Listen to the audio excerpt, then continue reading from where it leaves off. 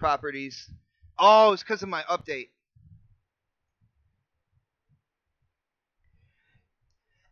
And what is going on, everybody? It is Saturday night, and you know what that means, people.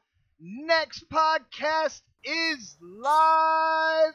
Yo, guys, we have a great show planned for you. We got some stuff, hot topics to talk about, that have been going on throughout the week.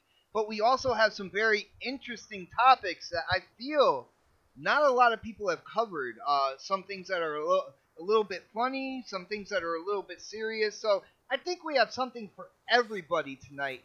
Huge shout out to everybody coming in early and checking out the show right off the bat. Huge shout out to my brother UK Dazarus for being the first person in the chat. What is up, Daz, brother? But as usual, guys, we can't get the show going without the intros. And first, guys, you hear this? First on the list, not last. He is an all-star, starting five on this show every Saturday. Predator! Yo, what's up, everybody? Hopefully I can make it through this show. We got a storm coming through here right now, and everything's like getting stupid outside. So, but I'm here. I'm here now, and I'll make sure I make the best of it while I'm here. Yeah, you got to watch out for those Texas twisters, brother. You know what I'm saying? Maybe grab your laptop, you go into the bathroom middle part of the house, and you can continue while shit hits. Power will go out before all that shit happens, which means the internet will be out too. So. What is up, Allie? Good to see you, my brother.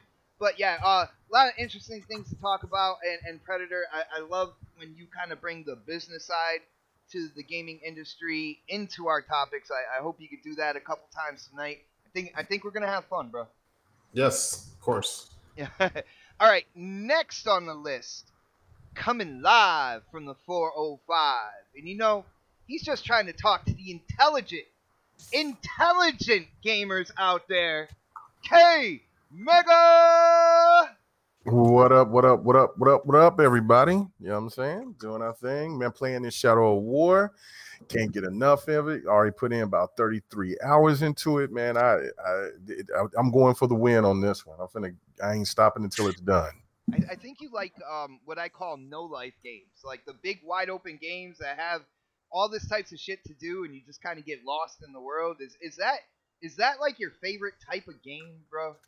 No, fighters are my favorite type of game. But I mean, I like to get my money's worth with a game. Like, so these type of games, that's why they go. A lot of them go into the backlog because I will play other things, smaller titles, something like that, or whatever, and then I'll like, okay, now I'm ready to jump onto this game, and then not knowing if I'm really going to like it or not. Now, I love Shadows of Mordor, so I was kind of like, I'm pretty sure I'm going to like this one, but I wasn't thinking I was going to enjoy it as much as I am now. Like, I'm like, damn, I should have played this when I bought it day one. But that's the one beautiful thing about backlogs, man. You go back and you just relive it all over, man. It's just brother, great. The only reason why I say that because you put Witcher 3 in very high regard. You talk about Odyssey. Like any of those big world, where you have that big map and there's just little icons. Origins, it seems like, man, you just kind of dive into those, and then we lose K Mega for a while in terms of playing anything else, man. Is that going to happen now, or are we going to get back into Mortal Kombat sometime, man? Oh no, yeah, we're gonna get into Mortal Kombat, and I'm gonna go ahead and I kind of figured what my 5 is. So then you'll get a little taste what your of my five double. is. Before you said you had 2, you wouldn't tell us who the 2 were. You right. said you didn't pull them out, but yet you said that I was talking shit. Like you while were talking we were a little playing. shit. I don't know. I was there. Yeah, you were talking shit. I mean, I couldn't hear you because you're wiggling your Ethernet connection for some reason. I don't know what's going on there. Mega, you hear the excuses here? Yeah, but this, right? But that's okay. Like if we could play some Mortal Kombat after the show. I have no problem with that. I can take a break and get back on it. I plan on being up late tonight, so we can go ahead and do that. And if things don't go the way it's planned, you'll get to see one of the two. One of the two. So, oh one my of the goodness! Two. Like, and see where you at now. I got my quarters lined up right next to the TV. I'm ready to go. All right, good deal. All right, and next on the list, guys, you know what's going on. You know who I'm about to introduce, because I'm gonna tell everybody out there it is time to stand up show that respect, kiss that ring, the Don. What show is this? This is next podcast, sir. Okay. Well, hello. Let's go. Hi. Hi. And believe me, that was not a marijuana reference. I'm just putting it out there. Don, thank you for coming in. For people who follow my Twitter, we were supposed to have a special guest. Our brother 108 Dragons. Unfortunately, he couldn't make it. He has a family gathering, actually a wedding, that he was just like, man, it's I'm just not gonna be able to make the show. So huge shout out to Lemon, aka 108 Dragons. We will have him on in the future. But guys, let's get into the topics. And the first thing I want to talk about is something that PC gamers are actually really hyped over. It's been a minute since you skipped me, Bob. Oh, Damn, brother. it's been a hot minute. Yo, that's some shit. You don't accept my Destiny invite. You skipping me on the intro. Guys. You know what's sad, Knox, is you could have just left the podcast and you wouldn't even. I don't think you would have. Yeah, it's true. Guys, you gotta love live shows, man. People mess up and stuff like that. If you heard that voice, you should know, man. He has been absolutely everywhere right now. He is one of the most opinionated gaming YouTubers out there. He is not afraid to let you know exactly what he thinks about the topics. Knoxximus! Yes, indeed. You like how I rolled right into that, though, right? Yeah, let's get it, man. Bot skipped me. Bot likes to skip me like once a month or some shit. You know what I mean? Just forgets I'm here. Try to keep you on your toes, brother. but yeah, man. Yo, let's get it, man. Got a great panel here tonight. Let's do it, bro. Like always, man. And we got to get in. And like I said, this is something that PC gamers are really hyped over. Halo Master Chief Collection, of course, is going to PC, and they are testing Halo Reach right now, which makes sense because if you look at it in terms of the story, Halo Reach, it all started with Reach, so that story should be first. And they have had PC gamers testing a level. But 343 and Xbox had to come out and let people know it is not cool to pirate these things on PC. Because, guys, that one level from Halo Reach that they have been testing was pirated and distributed on PC. I think this is really funny because I remember when, Xbox started talking about, their first-party games going to PC. They were talking about using the Windows Store. Gamers were getting mad that the master files weren't available to the gamer when they bought the game through the Windows Store on PC.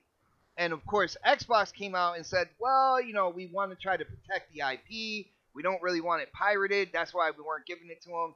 But Xbox broke down and kind of changed their whole policy on that whole thing, giving out the master file on purchase, stuff like that.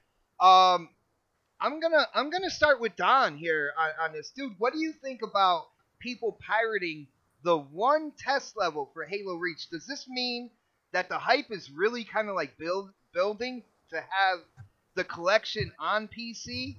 What do you think about people pirating one level, man? That's why they don't get nice things. Like, here's the reason. It was intentional. They only got one level. Like, if they want to see what the exploits are, what people are going to try to do to pirate that stuff, along with, trying to also test how the product's going to work on multiple performance profiles on the PC market. So they're doing multiple things when they do this sort of stuff.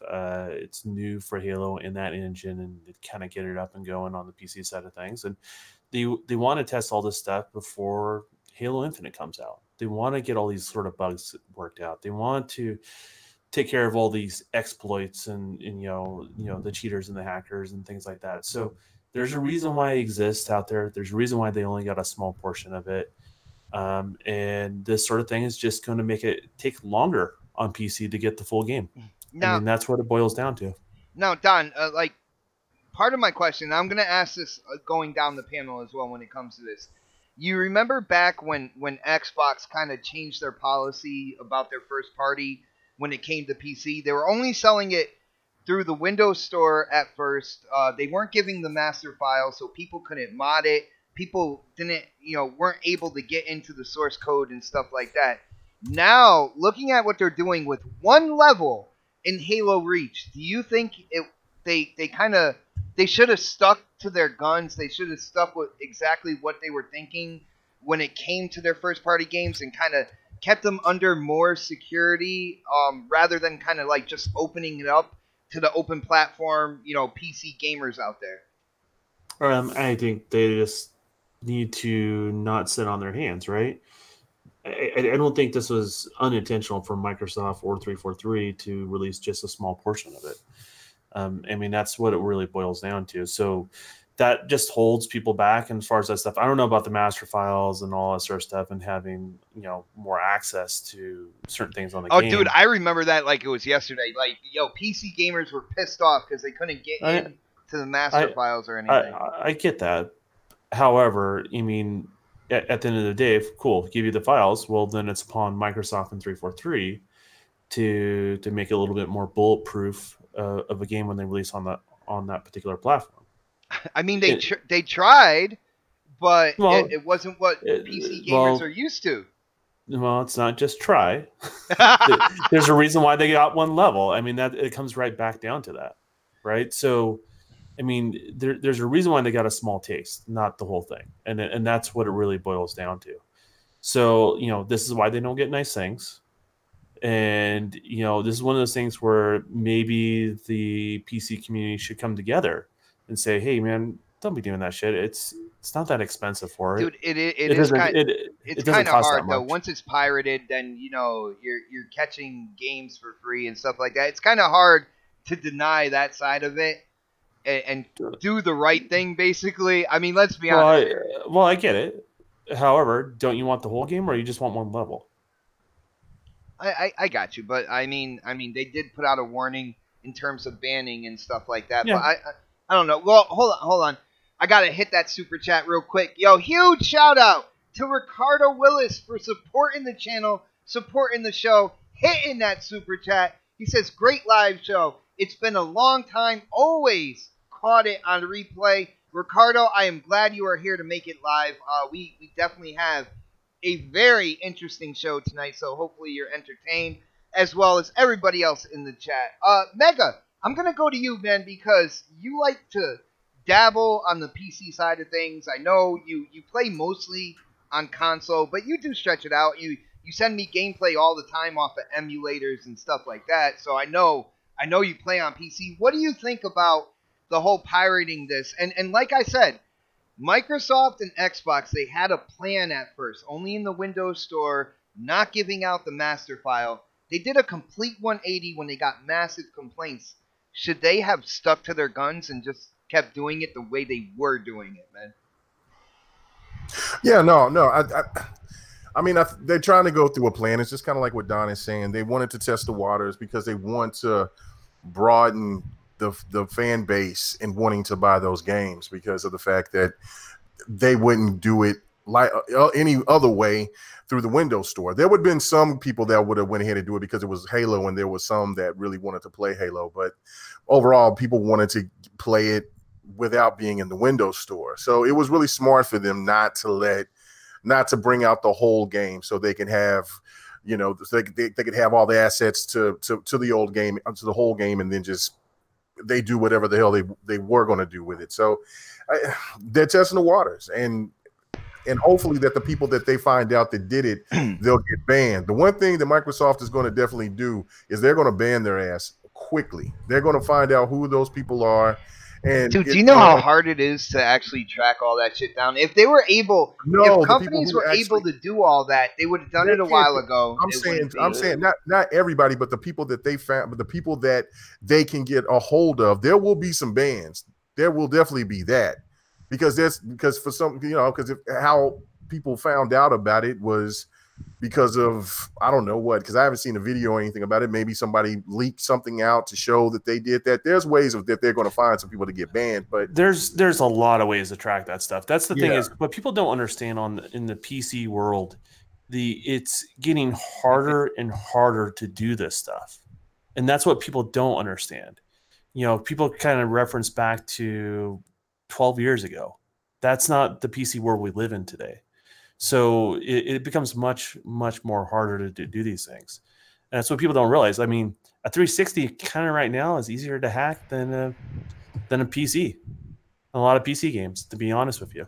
Well, and then of course with the digital downloads and things like that, there's always those checks and things like that. So I mean, there's a reason why those Steam games doesn't get pirated. So if they put it on Steam, then it should be safe there, or in the Epic store, they could be safe there. But there's no doubt that there's going to be somebody that's going to break the code, and then they're going to try to do it. But there's going to be quite a few people that's going to get things blocked, and that's just something that Microsoft's going to have to figure out. But I mean, that's the whole thing about the whole PC situation. It's a no man's land, and there's going to be people that's going to try to do whatever they can with it. So and people wonder why. Like I am a console gamer. I have no interest in getting in on PC. That whole open platform thing. There's so many things that go on in that gaming community that I don't want to be a part of. This being one of them, but I don't see them being able to police this effectively. I don't know. Yo, Predator, what do you think about this, brother? It was as expected, That's typically what happens when you port shit over to PC, man. They steal it. I remember. Was it Halo 3 finished the fight? I remember playing that in Korea, and they had the game out before. I mean, you could look at my achievements. I beat the game before it was released in the States. So I'm just like, I mean, it's not surprising, and I think it was you that was saying, like, they complained that it was on the Microsoft store, but that's one of the reasons why they wanted it there in the first place, so they can police it. Once they decide to start porting stuff to PC, I guess the good thing about this is, like, they did it. It's one map, and they can kind of, like, use that information to kind of stop people from pirating it later in the future. Well, they threatened with bans. They didn't say that they banned anybody or anything like that, but they did come out and kind of say, "Hey guys, don't do that. We can ban." I'm just not sure. Well, no, I'm just saying, like, like those guys have kind of shown their cards of how they're going to, crack it. Now they can see that and kind of, like, fix that issue and figure out a way to mod it back or do whatever they got to do on their side, Microsoft side, to fix it so it can't be cracked again. So, like, that's the only good thing out of it. But I mean, if they're gonna ban them, like, I have no, like, I see people cry, I got banned because I did this. Well, you knew you were doing something illegal when you did it. So why are you surprised that you got banned? Like shoot. Well, Peter Young in the chat says a research paper on Pirate Market said that most people pirate a PC game. They use it as a demo, and then purchase the like, kind of get the whole game on Steam. Then so they kind of use that code to go ahead and download the full game on Steam. So this way, it looks like they bought it legitimately, but they actually never really did. Damn, man. See, but my thing is, like, what's considered, like, I mean, I get it in terms of, you pirated a whole entire level of a game. That's the actual game. You're pirating it. I get that.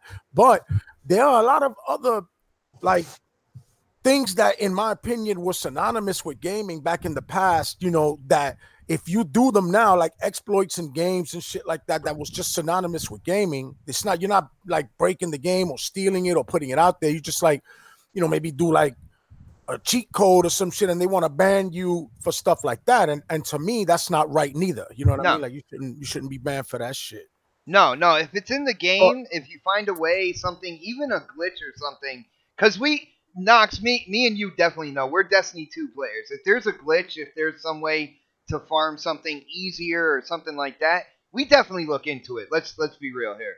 You know what I'm saying? And then down the line, Bungie will fix it or something like that. So with all that, I don't see like why there would be any banning. But when it comes to what they're doing here, like, I feel like Microsoft and Xbox, they thought about this when they first started putting their first party on PC. They thought they had a good plan, but then they bowed down to the huge amount of people's, like, well, we don't want the game on the Windows Store. We want the master files. We want to mod this. We want to do that. We want to do everything that we normally do on the PC side. And some of it is good. Some of it's creative.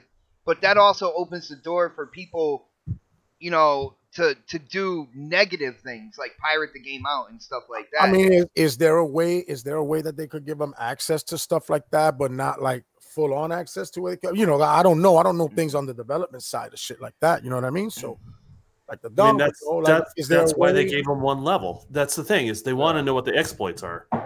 Right. So it's like, so you think they're fishing for yes, what exactly what they're doing. That's part of the testing. That's what I was saying. Why didn't you say that in the beginning, man? He did. I said it too.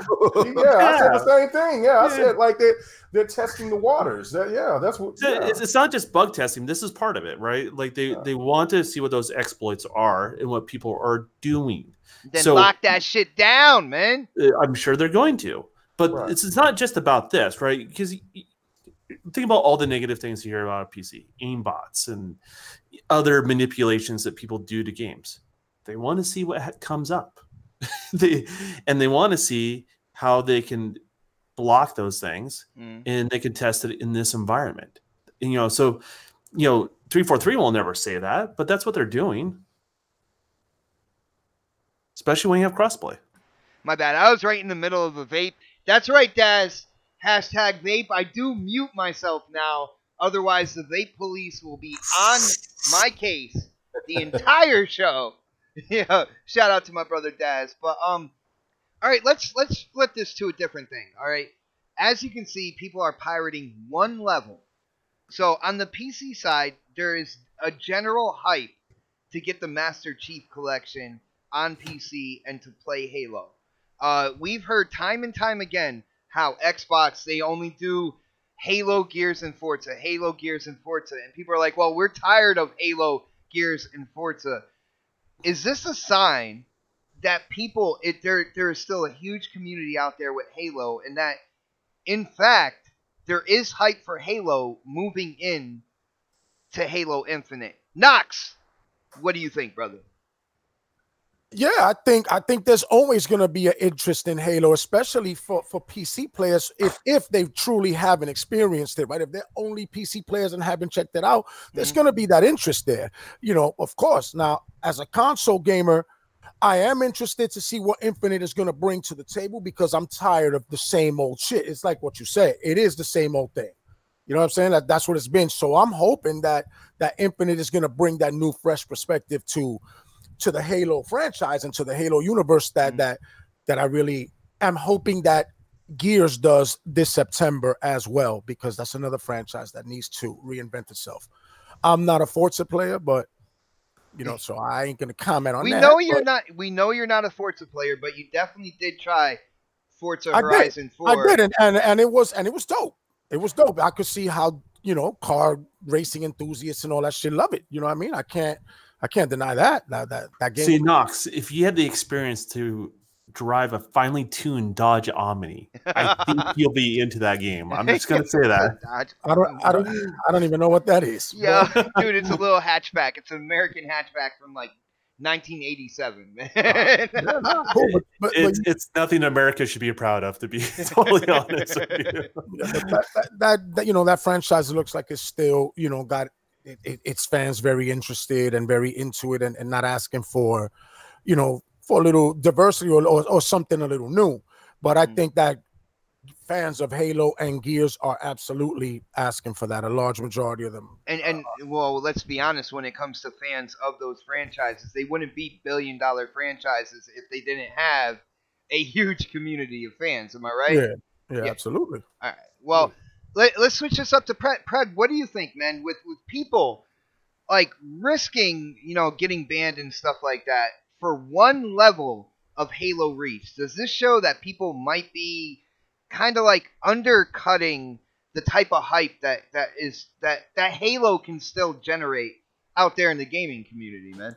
Oh, definitely, dude. I have Halo. When it comes on PC, is gonna sell like crazy. That's never been an issue, and the fact that people are pirating it one level, level, man. That's you know, and it's like, you know how we are, just people, gamers in general, like you want to be the first one to do it, play it, get involved in it. Like if this was like, it's a beta, you know, and when you don't get accepted to a beta, you're pissed because you're like, I should be in this. Yeah, and I didn't get accepted to Bleeding Edge, by the way. Like, yeah, it's like stuff like that. Like you're like, you feel like you should get in there. And when you find out you didn't, and you can find out there's a way you can, you're going to use that approach, right? Oh, I can get in if I do this. Oh, fuck yeah, I'll do it.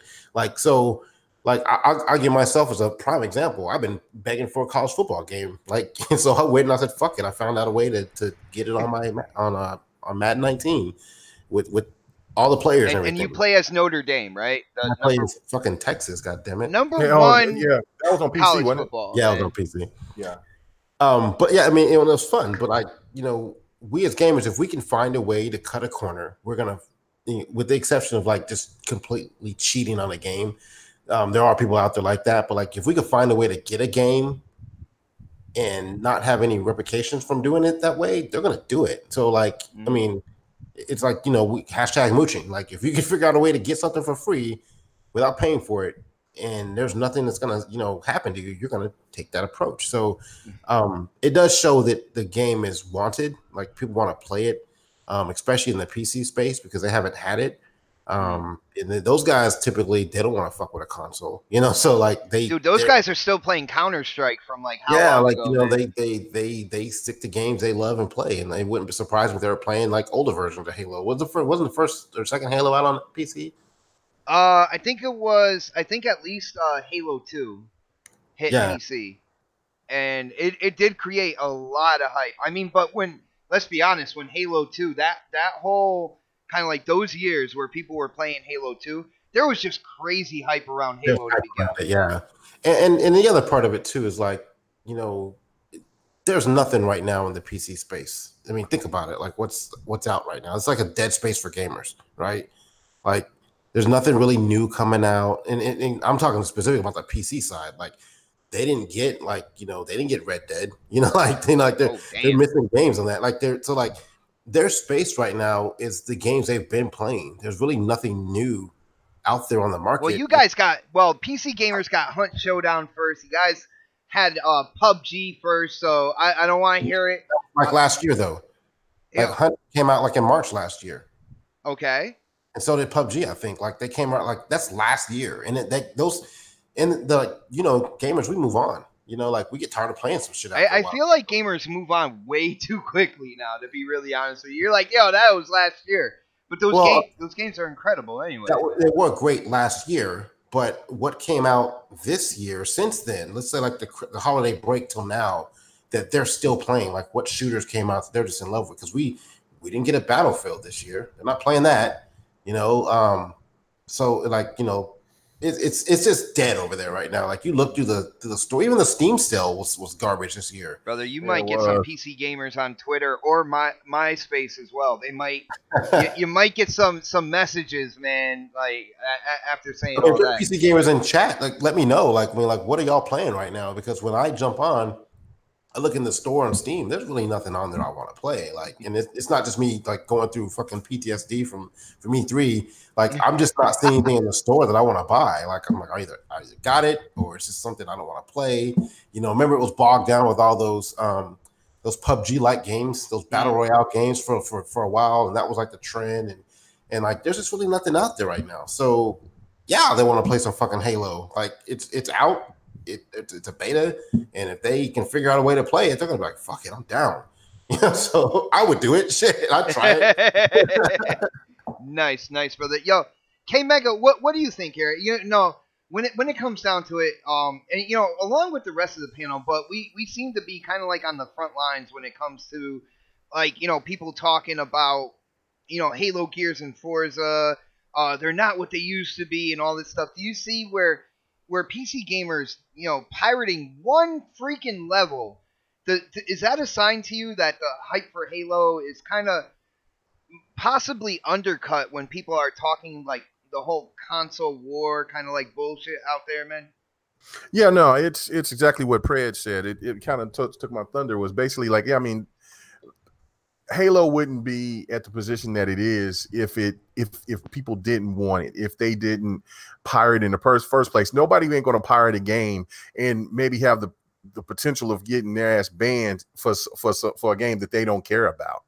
So what it is that there is a lot of hype. There's a lot of interest for Halo. And again, let's not forget Halo 5 was still the best-selling Halo, or the best. It made the most money than any other Halo there was. Best profiting Halo. Yeah, profiting Halo of all time. So again, look, the interest is always going to be there, I think, for Halo. And then putting Halo on the PC, as everybody's been alluding to right now, is that those guys don't ever stop playing certain games. They just keep on playing them. And that's why you get those. And just think about what the Forge will be like when those PC gamers get their hands on that. And then if they allow them to do like maybe some soft mods to certain things and to make them look different or whatever, or different armor pieces, that game is going to be played. Dude, when it comes to the Forge, I hope, like with Halo Infinite, they have a Forge in there. I hope that they put all the maps together, because that's one thing I can say when it comes to PC gamers. They will sit there for weeks and weeks recreating things. That's what made Minecraft incredibly popular, was what people were creating from that. Can you imagine what they would make with the Forge in Halo Infinite? Yeah, they're already doing it because they had the Forge. Forge in Halo 5 on PC, and I've been using it on PC primarily. So. And then some of those can be ported over to play on Halo 5. So and just think about that aspect, and then what Infinite could be like. So Halo has plenty of interest. I mean, the whole fanboy talking that Halo is it isn't the same as it used to be type of thing or whatever, because some people don't like Halo 5 story. That's fine, but people are still playing Halo to this day. Mm-hmm. So it finally went on a decline here, I think, sometime this year. But again, we're talking about a game that's been out for damn near 4 years now. So I mean, if you think about PUBG or any other game that's out there right now, I mean, I think I'm hearing Overwatch is finally getting going on a little decline. So I mean, then that game's been out forever. So PC gamers are very committed to their games, and Halo will be no exception. They'll be one of those games that they'll be playing for years to come. Nice. And I want to give a huge shout out to the chat. As you guys know, you are a part of the show as well. I'm reading some of the comments now. I can't get to all of them, which is why I say if you have something really important to say, hit up that super chat. It'll come in at a different color, and I will definitely share whatever your thoughts are. But huge shout out to Other Zinc, who really went in on this. He said Gears and Halo are still being played. God of War is not. Oh my goodness, dude, you better be careful out there, man. Yeah. There's a reason why, right? Huh? There's a reason why. Why? Because it's multi-plat. Absolutely. That's and you know what else? Sony could very easily right now, if they wanted to, and they know they could, and they know. I'm surprised they haven't done it. I guess they're just going to honor their word that they weren't going to do it. But if they were to drop DLC for God of War, that shit will sell like gangbusters. Everybody will be snatching up, and everybody will be playing it all over again. Even a fucking board mode. So of course you can't you compare multiplayer games to single player experiences. Yeah, but just because I can't continue to play God of War, for 12 years doesn't mean I still don't want to experience games like that. So hold on, with God of War, you completely platinumed it. You're done with all the trophies. No.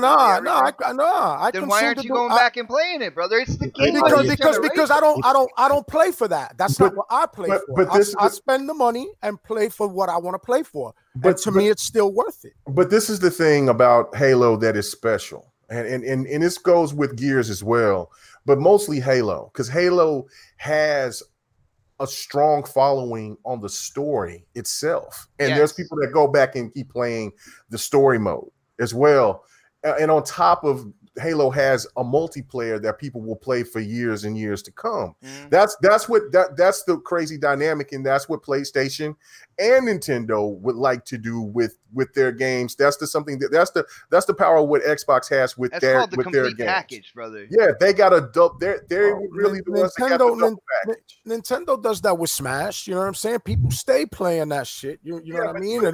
But that's just only multiplayer. That don't really have a strong story behind it. It's more for it's just like with Mortal Kombat, things like that. Mortal Kombat, that's what I'm saying. Story, but people don't really go back and play those stories. Once they beat it, they're done. They're just still staying on the multiplayer. With Halo, that's pretty different. People will keep continuing to go back and play the Halo story. That's a different dynamic.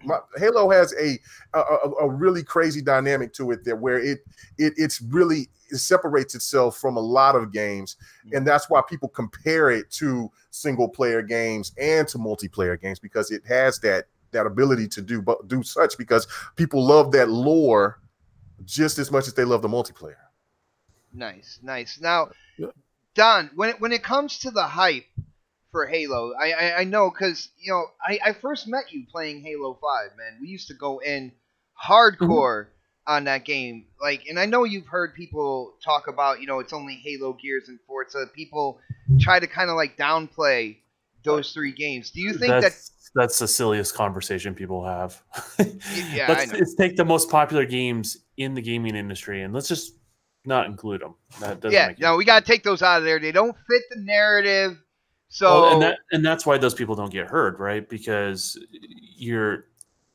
I know what those people are asking for, but they basically want to exclude the popularity of a particular franchise. It just doesn't make any sense. I don't think they want to exclude the franchise. I think they just don't want more of the same from them franchises. Yeah, it's great, but at a certain degree, it's like, all right, but got to put something new. You got to make it a little, refresh the franchise. You know what I'm saying? If you're not gonna create new IPs, right, to create new experiences, then you got to try to reinvent this current stuff. You can't just keep putting out, at least not for me anyway. You're not just gonna keep putting out the same thing. Yeah, the story might be great. It's the same thing. All right, I did that before. You know what I'm saying? It's like I felt with God of War 3, right? God of War 3 was dope to me. That shit was fire. But I was like, when I finished it, I'm like, yo, that's it. I'm done, kid. When Ascension dropped, I didn't cop it. When they reinvented it, I went and copped it. Then that's the difference between trading your dollar for my dollar. It's the same amount of money either way. Right, and then another thing, like what you don't like, and I end up liking it, or vice versa. I mean, that's just how that stuff works. And Nintendo fans don't. And this is really funny because the people that make that argument, they exclude Nintendo fans, because how many Marios, Donkey Kongs, Kirby's, and Zeldas do we get? But how many times have they reinvented those franchises, bro? I mean, you had Super Mario 3D World, you had Super Mario 64, you have the new one, you have Odyssey. Now you have the Wind Waker, you have the Wind Waker version of Legend of Zelda. They've reinvented them, and they're always good. They're always good, and they're always fresh.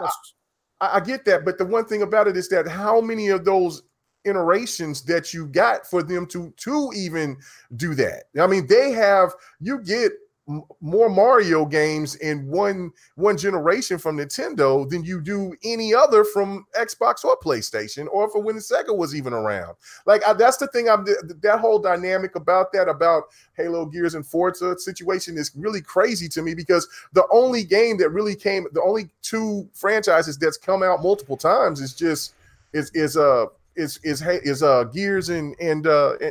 Forza. Dude, I think. Well, my bad. But I think. I don't know. I think secretly. I think kind of like secretly. I respect it, but I just don't understand it. I think secretly, kind of like behind closed doors, the people who push that, it's only Halo, Gears, and Forza. And I'm not necessarily saying Knox here or anything like that. For people out there who are playing on another platform and say, Halo, Gears, and Forza. I think secretly they try to take them out there because they're incredibly popular. They're still incredibly credible. And, when it comes down to it, if you're Xbox, it makes sense. This generation, they came out with a lot of what they call second party. They came out with a lot of, exclusives that were made by, Insomniac. You look at Crytek, stuff like that. And when it came to a lot of those games, be it for whatever reason, those games weren't really necessarily supported as much as they could be. A lot of times should have been because they were quality games. But Xbox can always look at Halo, Gears, and Forza to come out and to do something. You see what I'm saying? Like those titles never fall short. So I think the people. No, they don't. They don't. They're just few and far in between. And they need to and they do need to make sure the content doesn't go stale as they move forward with the franchise. But you absolutely do look forward to iteration of those games. You know what I'm saying? Nobody's disputing that. The thing is, people dispute it. No, you may not, but people dispute that. but because of why though? Because they didn't, like Xbox is saying right now, they didn't want to continue doing with what they're known for, with what Microsoft has been synonymous with, which is second-party exclusivity deals. So in between that, you still getting some fresh content that makes your platform relevant. You know what I'm saying? And they stopped doing that, and I can't understand why. I can't accept Phil Spencer telling me they weren't supported. Hold up, let me finish. No, that was their plan going forward. Regardless, those second party joints, they should have been supported. Absolutely, I did. I bought every one of them that I liked, that I got on board for. Right, the Rise, Son of Rome, the Sunset Overdrives, all of them, all the ones I liked, I bought. Right now. The Titanfalls and shit like that. So if people didn't go support it, that's on them. But still, Phil Spencer's trying to blow smoke up your ass, talking about, I don't want to keep content out of the hands of gamers. I can't keep content out of their hands, but you're keeping it out of my hands, my dude. And I'm the Microsoft guy. I'm on your platform. I get less shit on Destiny on Xbox than I do on PlayStation. Well, not anymore, but that's because of Bungie. I understand. Yes. Yeah, I understand. But you see what I'm saying. You see where I'm going with this, right? Like you stop doing. I enjoyed the Mass Effects in between my Gears and my Halos. You know what I'm saying? I enjoyed the Ninja Gaidens between them games. You feel me? Don't take content away from me and then tell me that you're doing it for my benefit. Bullshit, man. I don't see how. Look, the strange thing is though, like second party support always dies through the middle of the generation for Microsoft. It happened on the original Xbox. It happened on the 360.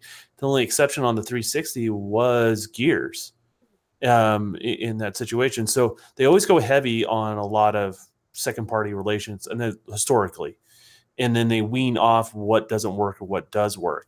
The difference is this generation is like, it's a bunch of mistakes compiled into one. Like, and that's the same sort of argument everyone always has.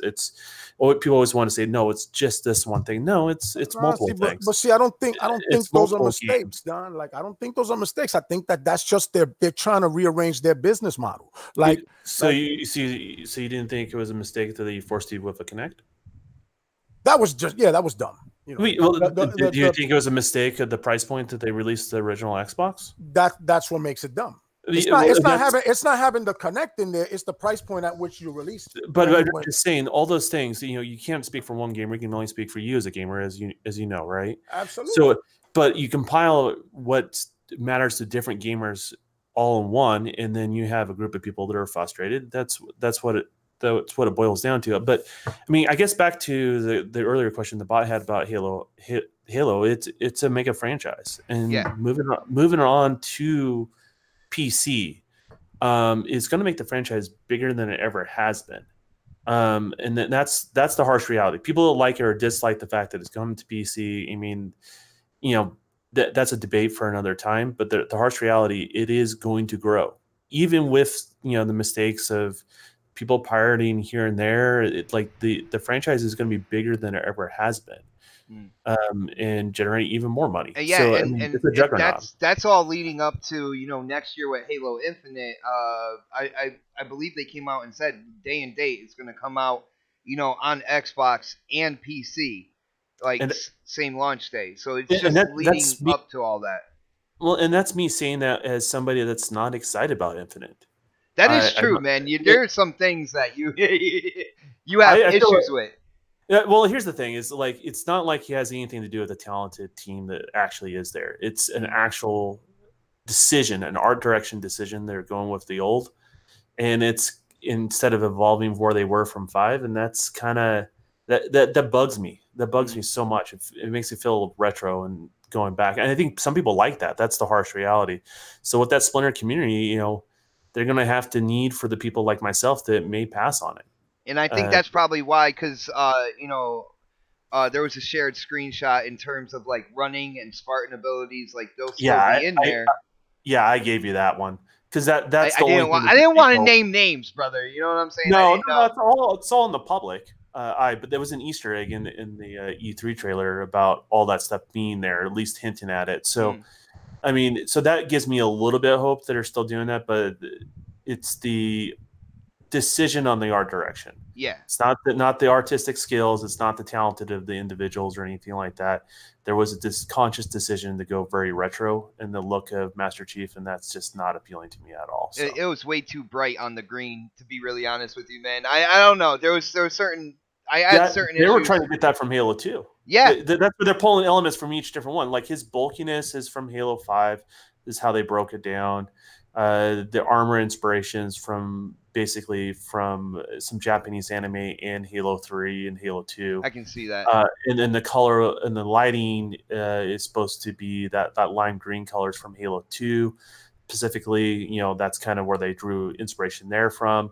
To be honest with you, I think they took some of the inspiration from Todd McFarlane, and he's a super talented individual. But you know, that's where kind of a lot of that's going on. And when I say that, if you look at the Todd McFarlane statue, he did several different ones of Master Chief, but he did one inspired by the older Halos, and it looks a lot like what 343 has done with Halo Infinite. Wow, so. I like Todd. Grew up. His Spawn is really what, like, in my mind, Todd McFarlane, it's Spawn. But yeah. Guys, moving on. Let's move on to another topic.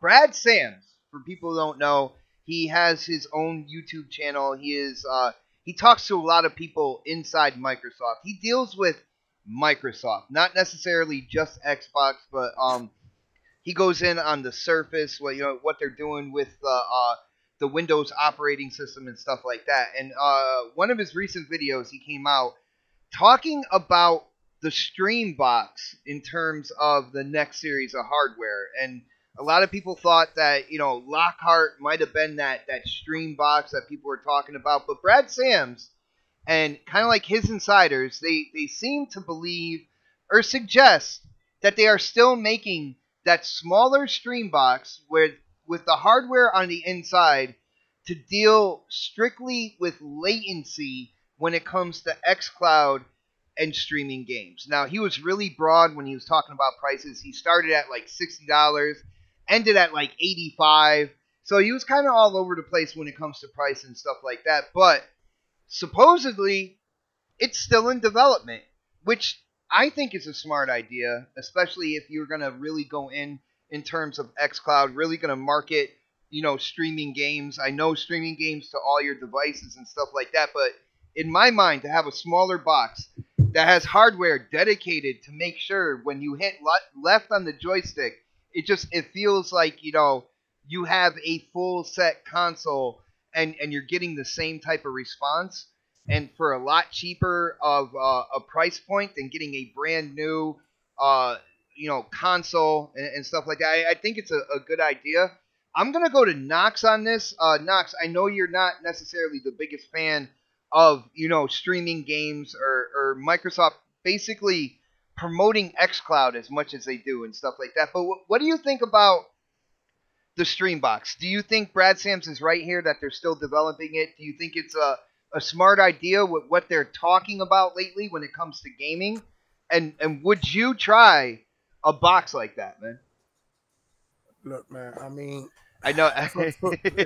He's like, you went to me first. No. For me I would try it. You know what I'm saying? Like, why wouldn't I try it? Like, I don't know if I want to sit there and really like shell out any money for anything. Like, I'll be like, yeah, I'll download the streaming app, the xCloud app or whatever when it comes out, right?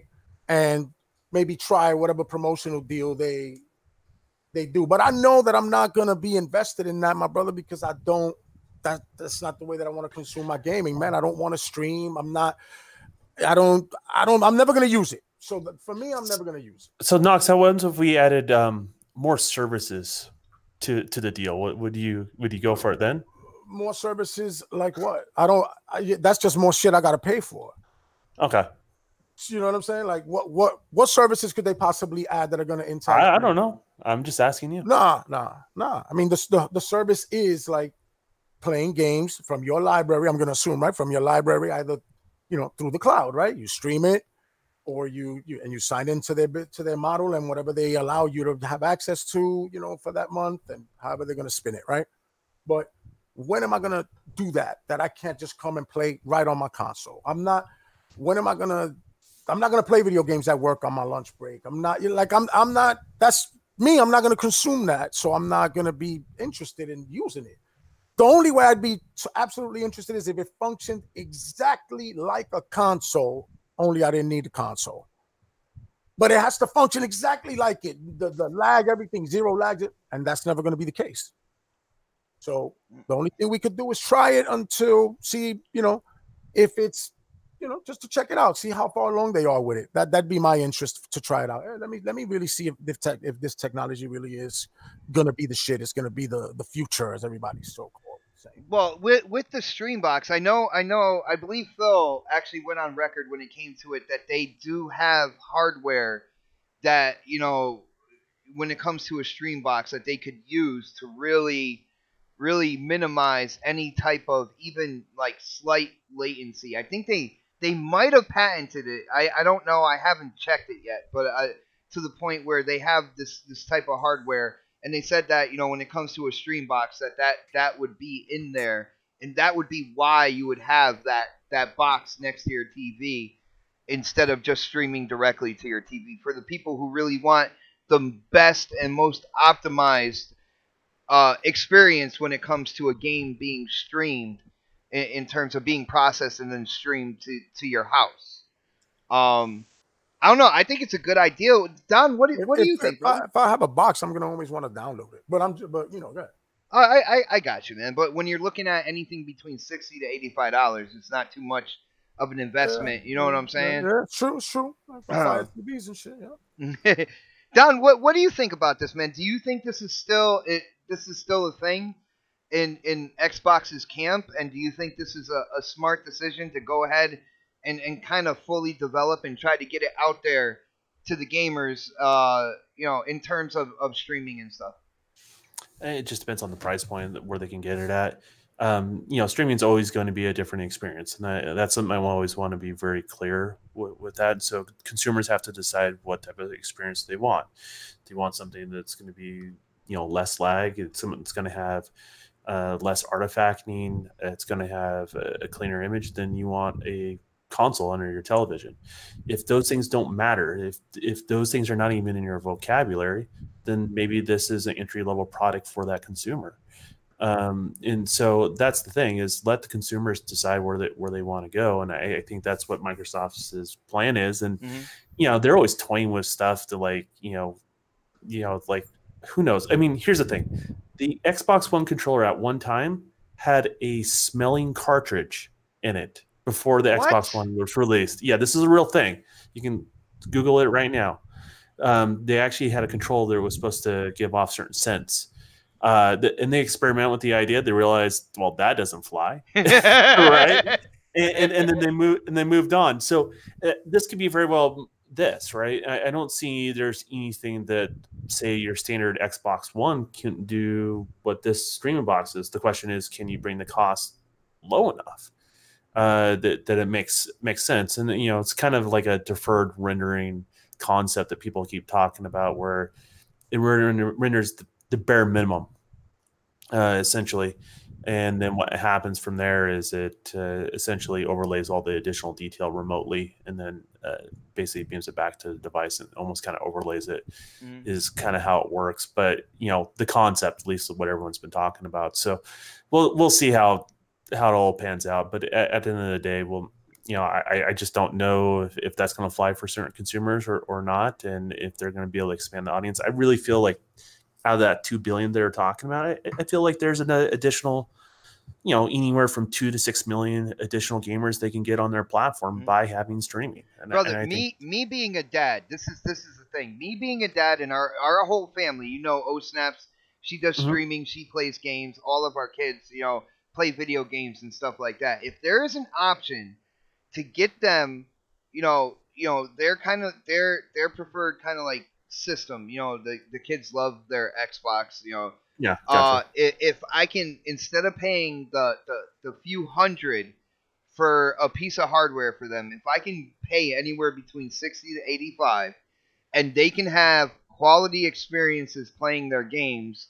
not really see a difference, and I don't think they will. I mean, they're going on 12 years old in terms of the twins, but being able to put that lower price point and get them their games through Game Pass and stuff like that, streaming to xCloud, I would do it in a heartbeat if the technology is up to snuff, man. In a heartbeat. Yeah, well, the other problem you have in your home. How many Game Pass subscriptions you gonna have? You know what I'm saying? Well, you're gonna have mad Game Pass subscriptions. We have 2 Game Pass subscriptions that actually fill out the entire family.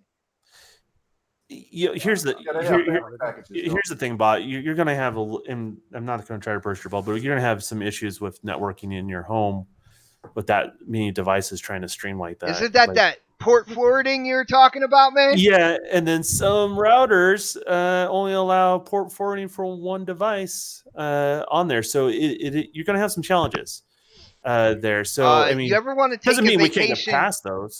Down the road. You ever want to take a vacation to Connecticut? I will let you know. You can come and set up my whole setup. All right. If you want to do streaming, I'll do that. All right, Mega. What do you think about this, man? I think you might have kind of like an interesting opinion. Brad Sams is putting it out there that he believes they are still, kind of like developing the StreamBox with the latency hardware and stuff like that. Do you think this is a good idea? He was broad on the price point, which I know people would like a little bit of a narrower scope on what they might be thinking. Do you think this is true? The StreamBox is true, and what do you think? What do you think it would bring to the gaming community if they did something like this? Yeah, no, I think that from what the rumors that we heard, from what we talked about last week, and from what we're talking about right now, is about the other console, the Lockhart. I still think that they're still working on that. We'll probably bring that later. And then for this is that entry. This is something that we've been talking about for the last couple of months. So it would make sense, and especially for people that may have issues and want to have something for, like you said, for your situation with kids, and they got to share maybe one television or something of that nature. Then the twins share one television and one Xbox One. So right. Well, I mean, it's something that I definitely would be interested in, just for something that would be cool for me to have in the next room. I'm all in on things like that, and especially if the price point is around that, is under $100, then I'm cool with that, because I'm all in on this whole situation. Because now, since I got a new puppy and stuff, I got to go, and I got to bring the puppy in somehow, man. I got to bring in Briggs, man. I got to talk about Briggs, but so sometimes to alleviate, from old ladies over there doing her thing. Give her a break. I could be in there. I could be playing on xCloud, or I could be playing in the front room or whatever, and while she's taking a break. So it's one of the things I'm all for it. I know it's not going to be for everybody, but I hope that it's true. I really do. Nice. And I am going to go to Predator, but first off, I gotta hit up, Atrocity Nights showing some love with the super chat. Thank you, my brother. Basically saying. Showing your channel support. I enjoy it each and every week. Thank you, my brother. I am glad to see you here, along with everybody else in the chat. Thank you, guys. And while we're at it, if you haven't done it yet, hit the thumbs up button. Share this out on social media. Let's do YouTube's job for it, because they don't do it themselves. Let's be honest here. We got to do it. We got to support the channels that we like, and it's just the way it is right now. But, thank you again, Atrocity. Predator. And this is one of the things, this is one of the topics where I was like, I think Predator might come in on the business side of things. So I'm gonna ask you, of course, if you think it's true. I'm gonna ask you if it's something that you would be interested in. You know, to see if it works out the way that, with the hardware lowering the latency. But I also want to know what you think about it from the business side of things. Like if this would be a good decision business wise to bring out a StreamBox like this, man. So let's look at what we got right now, right? We just got the Sade edition, right? So that right there is technically a StreamBox, right? I mean, well, no, digital download. I don't see any technology that wouldn't allow that to be one, unless they're keeping something secret that I don't know of. Yeah, the only other thing I can think of them doing is making something like the what is that thing? The Google little stick that they have, the Fire Stick, Amazon Fire Stick. Amazon Fire Stick. Something similar to that you can plug into your TV that works. Like, right? So, like, to come out with a whole box, I don't think that would make any sense to me. Like, so that Fire Stick rumor, I think, is connected to what they're trying to say here. Brad, and I think also this has been the rumor since before they even announced the X. Yeah, and I heard that rumor before too. Yeah, so it's the rumor. So I mean, that would make more sense to me, and especially if they get the price right on that. If it's less than like $80 for something like that, or maybe it comes bundled with a controller or something, like that's perfect. That's what I would do, But they're not going to do that. So like this is Microsoft we're talking about, right? So they'll bundle it with a controller and sell it for $150 or $200 or some shit like that, and that's not what they need to do, especially considering they have the Sade edition out that you can get for about $200, I think, out in the market right now. So, and it's always going to be $50 cheaper than the next one up. So, so as things start getting priced lower, like that edition is also going to get priced lower. The Sade edition will get priced lower. So, I always think like this. Saying all this, I think that's what they should have came out with before the Sade edition. Like it's not needed. They could have come up with the little stick or whatever and just skip this whole, diskless drive shit. Because now, like, let's say they do something like the Fire Stick or even a fucking another box, right? Like, well, it would be a lot smaller because the only hardware, the dedicated what is inside the box would only be dedicated to lowering latency and stuff like that. Yeah. So it would be a lot. Let's just say they do a box. What are you gonna? Why is there a Sade edition? If you have that same box doing the exact same thing, like Don is saying, should have just waited. Yeah, there's no technology in the Sade edition that you can't get out of a streaming box. So what's the point of the streaming box? So like they put themselves in a hole in that aspect. To me, I think they could have just easily. I think the goal is a lower price.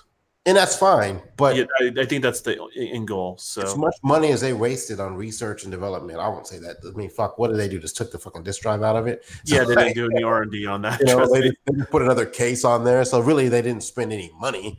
The case was like what, maybe $10 to make. So here, take this out, put this new lid on it, and we're good to go. So they lose a lot of money on doing that. It just like you go to the store and you see like fucking 5 versions of the Xbox. You're like, okay, what does this do? What does this one do? Why is this one different than this one if it does the same thing? I think the only option that would make sense to me was like, you know what? I can take that stick and plug it into my laptop, But if they do a whole box, I think that's really fucked up because they just kind of like just oversaturate the market with 3 or 4 SKUs within a span of 2 years. I hear what you're saying when it comes to the Sade. I feel that right now, what that box is in terms of, having no disc tray, being digital download, but you still have the hardware, running locally, running the game locally and stuff like that. I think that's good for now. I still think, I don't think it was the greatest plan to put it out here right now, but in terms of the type of technology it is, and stuff like that, I can see why they put the Sade out now. In the future, when they come out with, the Scarlet, and then a little bit further down the line, I don't think it's going to be, the StreamBox would launch with the Scarlet all together, but a little further down the line, couple years or so, when people really start getting into xCloud, putting out that StreamBox that has the even lower latency than what you would be dealing with just a traditional streaming to any device or whatever, I think it's a good idea.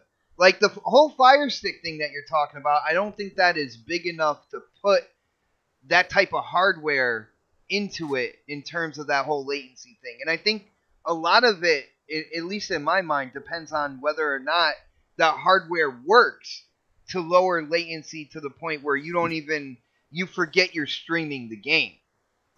You see what I'm saying? Yeah, I hear you. I just think, like, if you have the option, right? And I know like Knox is like, I'm not streaming ever in the history of life. I will never stream a game, right? So like, and that's fine. So like, if you like that option of not having to stream the game, you still have your X, you still have this Sade. But like, some people like that travel, they don't want to. I mean, I've done this before. I've literally no shit have an extra suitcase for my Xbox when I travel. Right, I got one for my bags, one is my the check bags for my clothes, and I have my Xbox and my carry-on, my controller, and all the other shit. That is frustrating as fuck. If I can just put a little stick in there and be gone, and just plug it in my laptop or into a TV at the hotel and it works, But I mean, I like the aspect of something like that possibly being smaller. But again, it's going to come down. And again, these are rumors, so. If they decide to go that route and the price is right, like that's perfect for people on the go, But I mean, I don't see a world where they would actually make, like another box. That just doesn't make any sense to me. Like a full up, like half the size of the SAT edition. Oh, box. dude, I'm talking like the size of like a hard drive or something. Like I'm talking like the size of a sugar bowl or something like that, like next to your TV. You see what I'm saying? If they did that, what they'd have to do? They have to eventually phase out something else. What I'm saying is, though, is that worth? Is having that option? I mean, and of course, this is just it could absolutely be right, but is having that option worth $10 to $15 extra a month? You know what I'm saying? On top of, because you're a console gamer first and foremost, so you're gonna have it. You can have your console in the house. Uh-oh. Hold on, he'll be right back. No, he's leaving. Go ahead. Okay. And then on top of that, you're paying for Xbox Live, and then on top of that, you got to pay for the xCloud service that's gonna allow you to plug that little stick into your laptop and play that. So you got to pay for that service too. That's my whole thing. If this was just like an option, a feature, hell yeah, have at it. But this is something we're gonna have to pay for, and that's where I'm like, nah, dogs. Like, I'm not with it. So you're thinking you have to pay for, like, again, we don't know if this is a stick or anything like that, but let's say it is a stick, right? You're saying you think that we'd have to pay for another for the service, for the xCloud service to use that stick. Yeah, absolutely. You got to pay for that. Well, if you don't have an Xbox, then no, even if you have an Xbox, no, I don't think they'd like double tap you for that. Yeah, my dude. Yes. No, they wouldn't. Yeah, bro. They're not doing that now. They are not even. Everybody's under the impression that they're including that shit with Game Pass, with Ultimate Game. It's not. It's separate. We don't know that. Yeah, Phil Spencer. I'm not going to assume that they are either. I think you're smart. Phil Spencer said it. Phil Spencer said what? Hold on. There's no price point for it yet. He said there's no price point for it yet, which implies there is going to be a price point for it. That could also imply that it's going to be bundled in with like Ultimate Game Pass and stuff like that. He said that, but there's still going to be a price point for it. There's still going to be a price point for it. It's not going to be bundled in. If it was bundled in, he'd say bundled with Ultimate. Well, they're not ready to announce all that stuff yet. I mean, it's only going into beta. What, this October? Come on, bro. Ain't nobody doing this for free, man. That Stadia is charging you too, bro. That's how it's gonna go. Yeah, I don't think they're gonna Google it, man. I don't think they're gonna Google Stadia xCloud. I don't think they're gonna look at like Stadia and be like, man, we gotta do this and this and this. So you think xCloud is just coming out to be a service that they give to all the Xbox Live customers? From my impression, this is just an added feature to complement for people on the go. Now, this stick thing, I mean, if you pay a single price for 60, 80, whatever, how much money it's going to be, you pay for that, and I don't see that them adding this. But from my understanding, the xCloud is free. It's just, you know what I'm saying, that it's just that, you know, you're gonna have to pay for your cable provider. Yeah, you know what I'm saying? And for, you know what I'm saying, because this is something that's going to be added on to your games. This isn't going to, I mean, this is something that for you can play your games anywhere. This isn't going to be something that's an added service. That's I was under the impression that this was good. That's the only reason they'd be doing this. I don't see it not being a service. I'll take two approaches to this. Let's say you're right. That's fucked up, right? So like I'll say that shit's dead on arrival. Unless you're one of those people who just doesn't have an Xbox Live account, right? Like you don't have anything Xbox at all, and you travel and you want to play those games at home on your PC or your TV. Okay, like if you're not in the ecosystem at all, then that will work. Then that would work. Yeah, then they would charge like maybe $5. So then it would be, all right, but that's cool because you're providing them with the service. That makes sense. Right. But if you're gonna double dip with us, another 10, 15 yuccas on top of that. No, that's what I'm talking about. No, that wouldn't work. That would be asinine. That wouldn't. From my impression is that it was, you know, if you're an Xbox Live user, then this is going to be complimented for your use because you're playing your games on the thing. Well, the way I understood it, Mega, right? He says something to the effect of, if you're not paying for the xCloud joint, right, you can use your box, your actual Xbox, as a server to stream to your devices on the go. I don't know how true that is the free service. That's the free service, right? Which is not free because you pay for a box, right? So. Correct. So I was going to let everyone get it out here. Yeah, it's going to cost something. We don't know what it's going to cost. It's going to cost Game Pass Ultimate. Is what we don't know if it's going to be bundled with something or be something that's done separately. We don't know any of that right now. Everyone's just assuming. And I think what Microsoft's doing, this is my assumption, is they're trying to figure out if the business model works for Stadia and make corrections accordingly for that. And it come up a package. Because here's the thing, because you remember when everyone jumped down the throat of Stadia, how much it was going to cost? I'm like, that's really not much different than having a service and you have to pay for Xbox Live.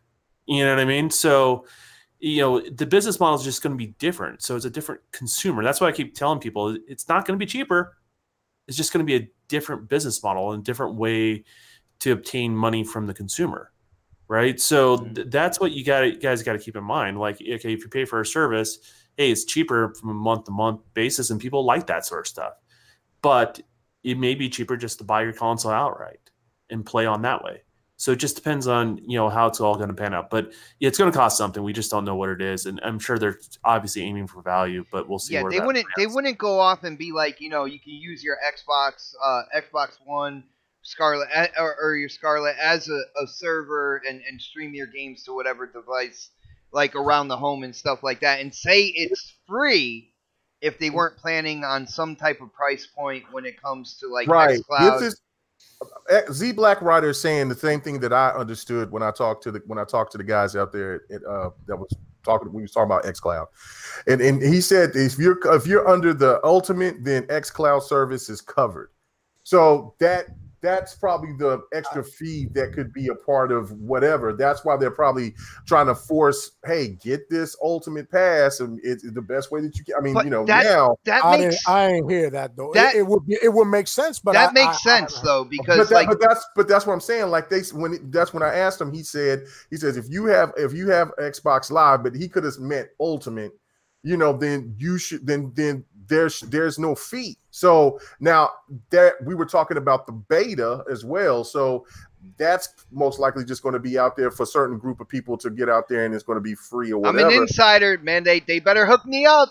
I'm an insider. But that's what I'm saying. But to me, it's kind of like what Pred is saying, that would make more sense if there's people that don't even have an Xbox Live account, and then they would then you know, to be a part of Xbox, because that's the whole thing of what it's about is trying to get people not only to get into Game Pass, but you get another user for Xbox Live. And so you would run people off by saying, oh, well, this is going to cost you $20, and this is going to run one array people like me or you, Bot or Pred, that are invested into the Xbox already, and then you say we're going to add another 10, 15, 20 bucks on that. I'm not doing that shit. But if you say if they've got the Ultimate Pass, and then since I have my shit locked down until 2023, I'm good. So that is pretty much basically free, and then you would be going ahead and getting it's not technically free, but you're not going to be paying anything for some years. So I think I don't know. I like to know more about it myself, but it's just like with Z Black Rider, from what I understood from when I talked to dude, is that if you have Xbox Live, then you're covered, probably which meant the ultimate, the ultimate live. Mm-hmm. And just to kind of piggyback off you said right there, like, they are pushing Game Pass and stuff like that. And when you look at Game Pass and you look at, what they're trying to do with xCloud, bringing that out, streaming games, Game Pass and xCloud go hand in hand. So I feel it's more, if you have the ultimate, kind of like the ultimate subscription, you have Game Pass for console, PC, you have Xbox Live all rolled into that. I can see them putting xCloud right in there because it brings the gamer right to where they want them, which is Game Pass, which is active users, those numbers which they tout. To me, that's a no-brainer, but of course they haven't said anything yet about that. So right. Only time will tell on that, but it just makes sense that they would kind of bundle it all together. Hopefully, Microsoft and Xbox are listening to this show right now, and they know how to move forward. If Microsoft excels as one thing, is making stupid ass decisions. Oh shit! I can't. Let's stop that trend. I can't argue with that, man. And it's a Microsoft thing. It's not just an Xbox thing. Microsoft themselves, when it came to certain divisions, sometimes like the decisions that they came up with, you kind of scratch your head and like, why'd you do that, man? But speaking of why did you do that, and kind of weird decisions that some gamers aren't getting, the big news this week, revolves around the development team Remedy and a certain game that they made back in the 360 era called Alan Wake. Now, for people who don't know, the game Alan Wake definitely has a cult following, a cult following of gamers that absolutely love that story, love that universe, and they have been screaming for Microsoft to make a sequel, to get a sequel started, get Remedy working on an Alan Wake 2. So basically the response to that was Microsoft and Xbox sold their publishing rights to the game, to the IP, back to Remedy, and now, we all know Remedy wants to make a sequel to Alan Wake, but they sold the publishing rights back to that, so now Microsoft and Xbox really have no say in the future of that IP. And there was people out there on social media flipping out over their decision to sell the rights.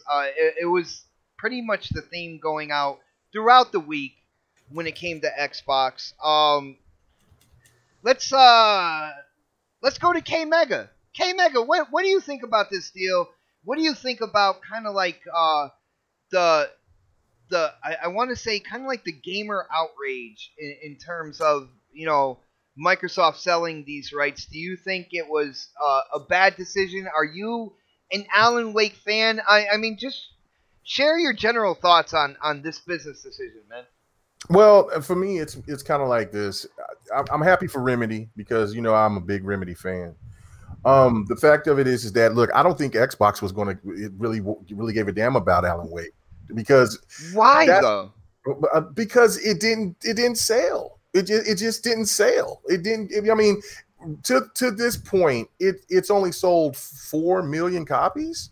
Like, that's the one thing about this whole crazy outrage, is that just like with the outrage with the games that came out with the Xbox One this generation, people had reasons to not support it. I mean, people just didn't support it. They do all this bitching and talk about the one group says, who cares about Alan Wake? That's just going to be another property nobody's going to buy. Then all of a sudden it seems like that they're free from Xbox, and now all of a sudden I love Alan Wake. I can't wait it to be on my PlayStation. That to me is just insane. Look, that's why I'm happy for Remedy, because then they can do what they want to, and they can have the fans that enjoy that game to get it. Because I just don't think Xbox wanted to just put it out there, because they probably looked at it from the track record of what they've been doing with Remedy, with Quantum Break, and with other games, just not meeting the expectation. So, look, as an Xbox fan of losing an exclusive, especially with all this exclusive talk, that sucks to hear it. But this outrage is ridiculous. I think this is more of a celebration for the fan of Alan Wake. Me, myself, personally, wasn't the biggest fan of Alan Wake. So if you would have got an outrage out of me, as if they sold the property, they sold Quantum Break, and then they said that, hey, they took that exclusive away, then I would be pissed. But as I look at it, it's like, look, this is a benefit for all gamers, because even if this means that they're going to eventually work on this game at some point in time. So I think that, hey, if you're a multiple console owner, and if it just goes on and be exclusive for PlayStation, then play it on your PlayStation. You'll get a chance to get it. I mean, and if there's going to be a multi-plat, then you'll get to finally get to play it on the Xbox One X or the new Xbox or whatever. So I think it's a win for everybody overall. You know what I'm saying? Just take boy shit out of it. Mega, I hear kind of like behind closed doors, people who are closer to like the Xbox division, who talk to Phil Spencer and stuff like that, they have come off in like certain Xbox parties. They've stated this for a while, that Phil Spencer didn't really like dealing with Remedy. He didn't necessarily like the Alan Wake IP, but that's not saying that because he didn't like it, that's the reason why they sold off the publishing rights. I do want to thank the chat. I forgot who exactly said it, but it was stated that they sold off the publishing rights to Alan Wake 1, and I think it was American Nightmare. And I thought the publishing rights were for that IP in general. Like, in terms if Alan Wake 2 came out as well, like, it would be published by Microsoft. I thought that was the deal. I would have to look into it a little bit more, but I am going to run with the feeling that it was the entire IP, even if they made sequels, stuff like that. But in terms of Phil not liking to deal with Remedy, I think a lot of gamers have kind of like short-term memories when it comes to some things from Remedy. Remedy takes their goddamn time making the game, like to an excruciating type. Yeah, no, we're not ready yet. No, they did it with American Nightmare, the DLC, you know what I'm saying, for Alan Wake itself. And I don't think people remember that from the 360 era. They took their sweet ass time with that, and that could be frustrating, to the platform, to the publisher. Like, dude, when's it going to be ready? When's it going to be right? It's not ready yet. When's it going to be right? It's not ready yet. You know what I'm saying? To the point where you don't want to work with that team either. Right, and I think so. I think also, this is just what I think this new era of Xbox is. That they don't really want to deal with that second party like they did, because they got hung to dry on quite a few games, and things just that's why things fell apart. It started well beforehand, like you were saying, dealing with Remedy and how they wanted to do things, and of course we know about Scalebound and Platinum Games and all that, and then then we hear about this indie that's gone through kind of this development hell right now that people were looking. I think First Light or First Night, something like that. It was really cool looking. Whatever they showed. The 8-bit with the better graphics in the background. I know what you're talking about. Right? Yeah, that's going through turmoil right now, and I think Xbox is basically just saying. I think Phil and them is just basically saying, look, this is the reason why we bought these studios. This is the reason why we probably might get a couple of more, and we're going all in on these studios and just doing certain deals and for this and that and for Game Pass purposes. I think that they just kind of want to avoid that whole situation because of time restraints. All else, I that's just my opinion on it. I could be definitely wrong on it, but it just looks like that. That's why I think that they just kind of went ahead and said, look, we're not going to do with anything with Alan Wake anytime soon. So you can go ahead and have that property or that that game back. And go from there. Like I said, I think it's a positive for all Alan Wake fans for sure, because you're definitely going to get one. It's just the question, is it going to be a multi-plat or is it going to go exclusive to someone else? Yeah.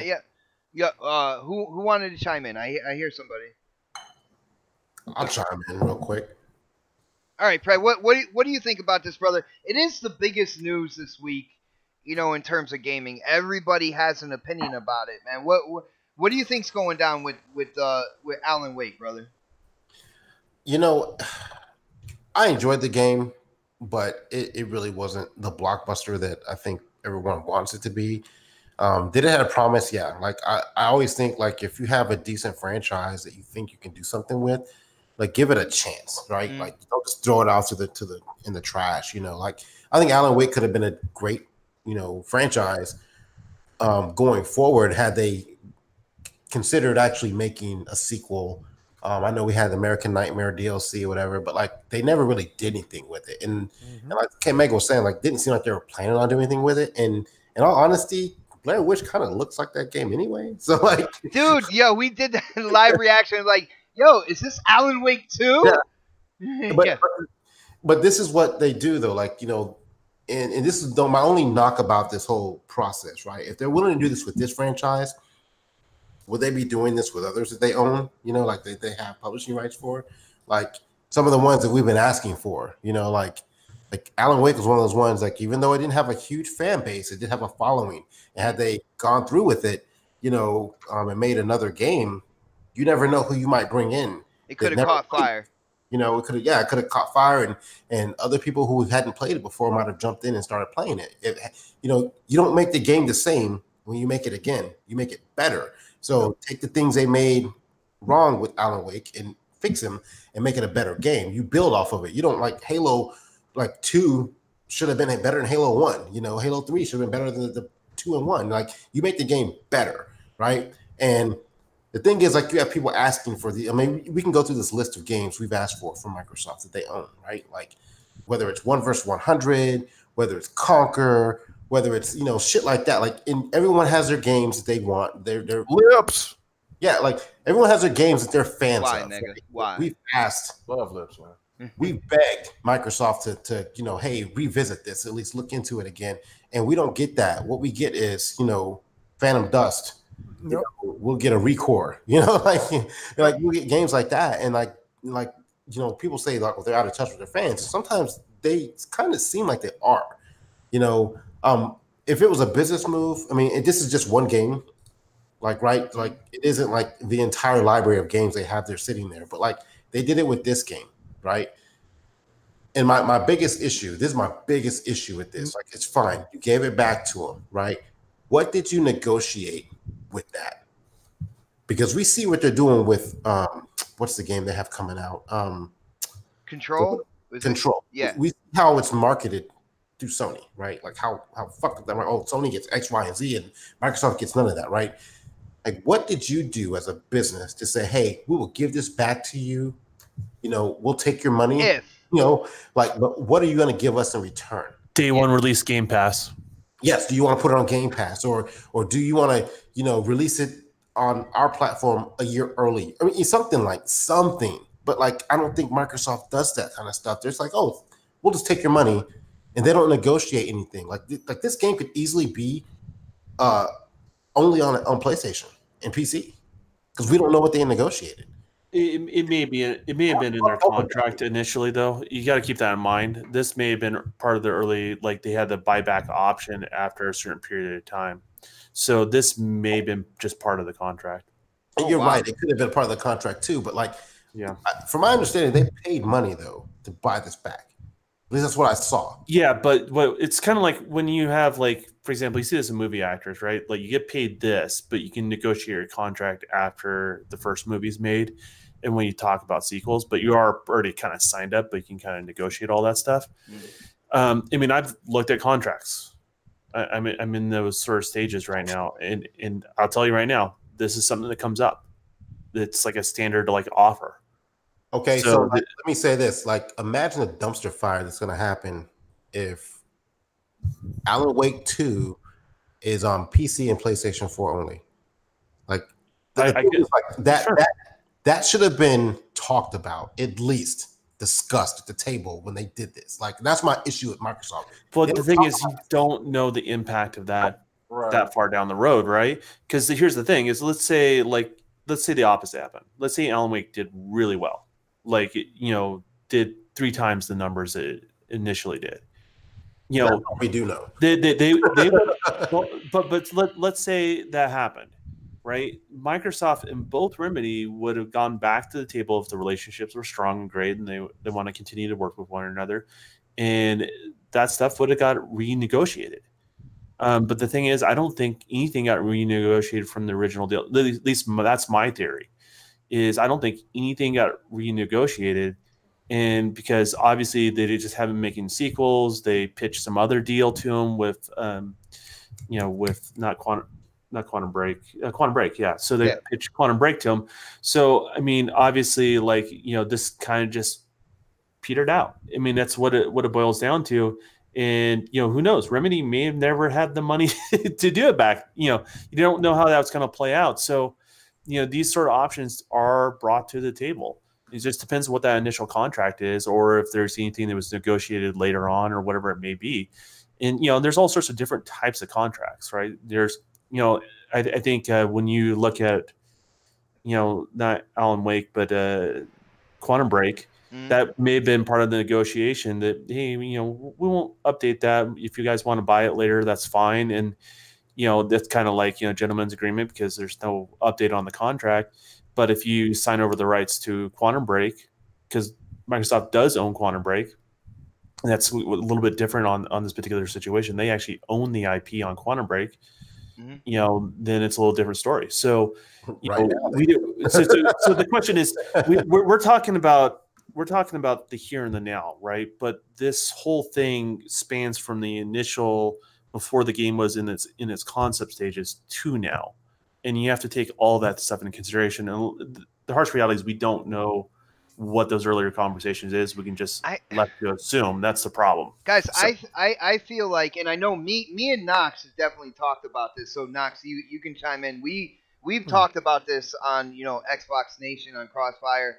I really feel like what's going on here, you see Microsoft and Xbox investing in so many more studios for first party. I think they are transitioning their whole model, where I know Knox says that, they depend on those second-party deals, the Mass Effects, stuff like that.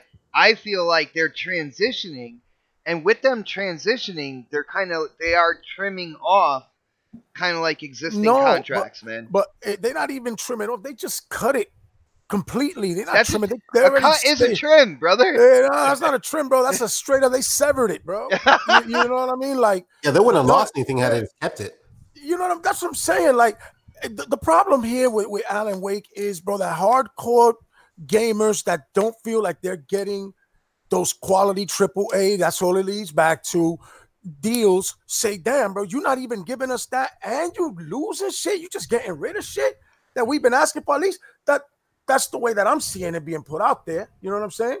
Yeah, I don't play the game. I didn't, like I said, I never even played that game. But you have Ninja Theory working on a single player game. Yeah, but you don't cut everything out and then say, and while our first party blows up. Nah, you keep doing that as you're blowing up your first party. Then if you want to trim the fat because your first party put those new IPs out there and they holding it down and they giving the consumer what they want, cool. If you want to start trimming some of them AA joints away. But you can't take away exclusive content, exclusive AA games. I mean, what you call it? Exclusive second party. That's what I meant. Okay. I'm AA. Second party games. You cutting out. You just cutting everything, dude. Like, nah, bro. I still feel it's a transition. But yo, huge shout out to L. Paul. I think he makes a pretty good point here. He says the only problem with the Remedy story is Microsoft was silent and they didn't get in front of it. Remedy is the one who came out and said it, whereas if it was on Microsoft's side, if they got out in front of it first, they could have kind of controlled the narrative a little bit more. They could have been a little more transparent. They could have kind of given the reason why. There's been nothing on Microsoft's side when it comes to why sell off the rights. And Like they don't benefit at all. It's just a bonehead move. Like I don't see the sense in why they did what they did. Really. If they're not going to do anything with the property, I just don't see why would it be a boneheaded move. I think that's good. That's good business relations. No, because if they hold on. Let me make this point. I'll let you get right back to it. I just want to make this point. All right, let's just put in perspective Dead Space. All right. Mm-hmm. Dead Space might never ever see the day of light because of something that Don told me a while back is that some of these publishers hold on to these properties because they just want to be assholes about it. They just don't want anybody else to get a hold of them. They're not going to fund it to put it out, but they don't want anybody else funding it to put it out. Right. You see it in the movie industry. Like you see certain movies that are worked on, and then what happens is a big publishing company will just let you know, Knox. So but hold on, buy something. Yeah, but let me finish my point. Yeah, but hold on, let me finish my point. This is adding to K Megas, right? So they buy something and then they shelf it. K Mega said, "Shut the fuck up, Don." So they shelf it. So it's the same thing that happens in the game industry with certain publishers. Go ahead. Okay, thank you. All right. So the point overall is that Microsoft would put themselves in a bad spot with Remedy, and they know that there's a lot of Xbox fans that likes Remedy. And so if Remedy come to them and say, look, man, we want to get the opportunity to play to make this game, and we know that you probably don't have any future plans of doing it. Why don't you just give it back to us? But that's the question right there. That's the question right there, Mega. Why wouldn't Xbox? No, what I'm saying is, why wouldn't Microsoft want to make a sequel to the game? If their fans are asking them for it, it doesn't matter if the other one didn't do that well, right? Like the first Uncharted wasn't a fucking blockbuster. It didn't stop them from making part 2. You know what I'm saying? At launch, that game only sold about 27,000 copies. What? For that first week. Yes, that first week, 27,000 copies. All right, but it went up against a beast. You know what I'm saying? So it was bad timing. That's fine, but then of course it sold more on PC than it did anywhere else. Okay, but whatever it did, right? It did create there was a large portion of the consumer base that would have liked to see a sequel to that. So why not get a sequel? I'm not understanding what I'm saying is that I'm talking about Microsoft dudes, right? Guys that are loyal to the Microsoft brand are concerned because they're saying, why wouldn't you do that? Like, how stupid are you that the company Knox that you don't right. see? There was a lot of Xbox dudes that we want this game. Why saying they wanted that sequel, brother? Yeah, it's great that eventually we get it. I get your point completely, Mega. I'm not disputing that. What I'm saying is, why wouldn't Microsoft keep that and give that to their fans so they can have that under their belt? The answer's simple, and you're not going to like the answer, but there's not enough Xbox dudes to support it. Yeah, that's the harsh reality. So it doesn't make dollars, it doesn't make sense. That's what happens. These are the reasons why Microsoft's trying to create these additional avenues as well with Game Pass and all this other stuff, because there are games like this that won't get a second chance. They're good games. But if you know that you're gonna make a good game, there's not. You saying there's not a lot of Xbox dudes that want it, but there are. No. I'm saying I'm not disagreeing with there's not enough. But there is enough. The problem. But I'm saying, but there is enough, right?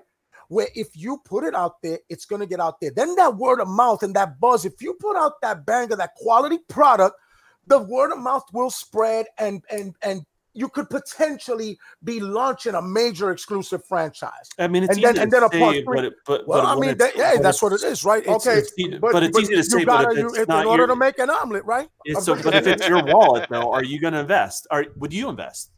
I would look. Where do you invest in something else? I would look at the numbers, and I would definitely. So that's what they're doing.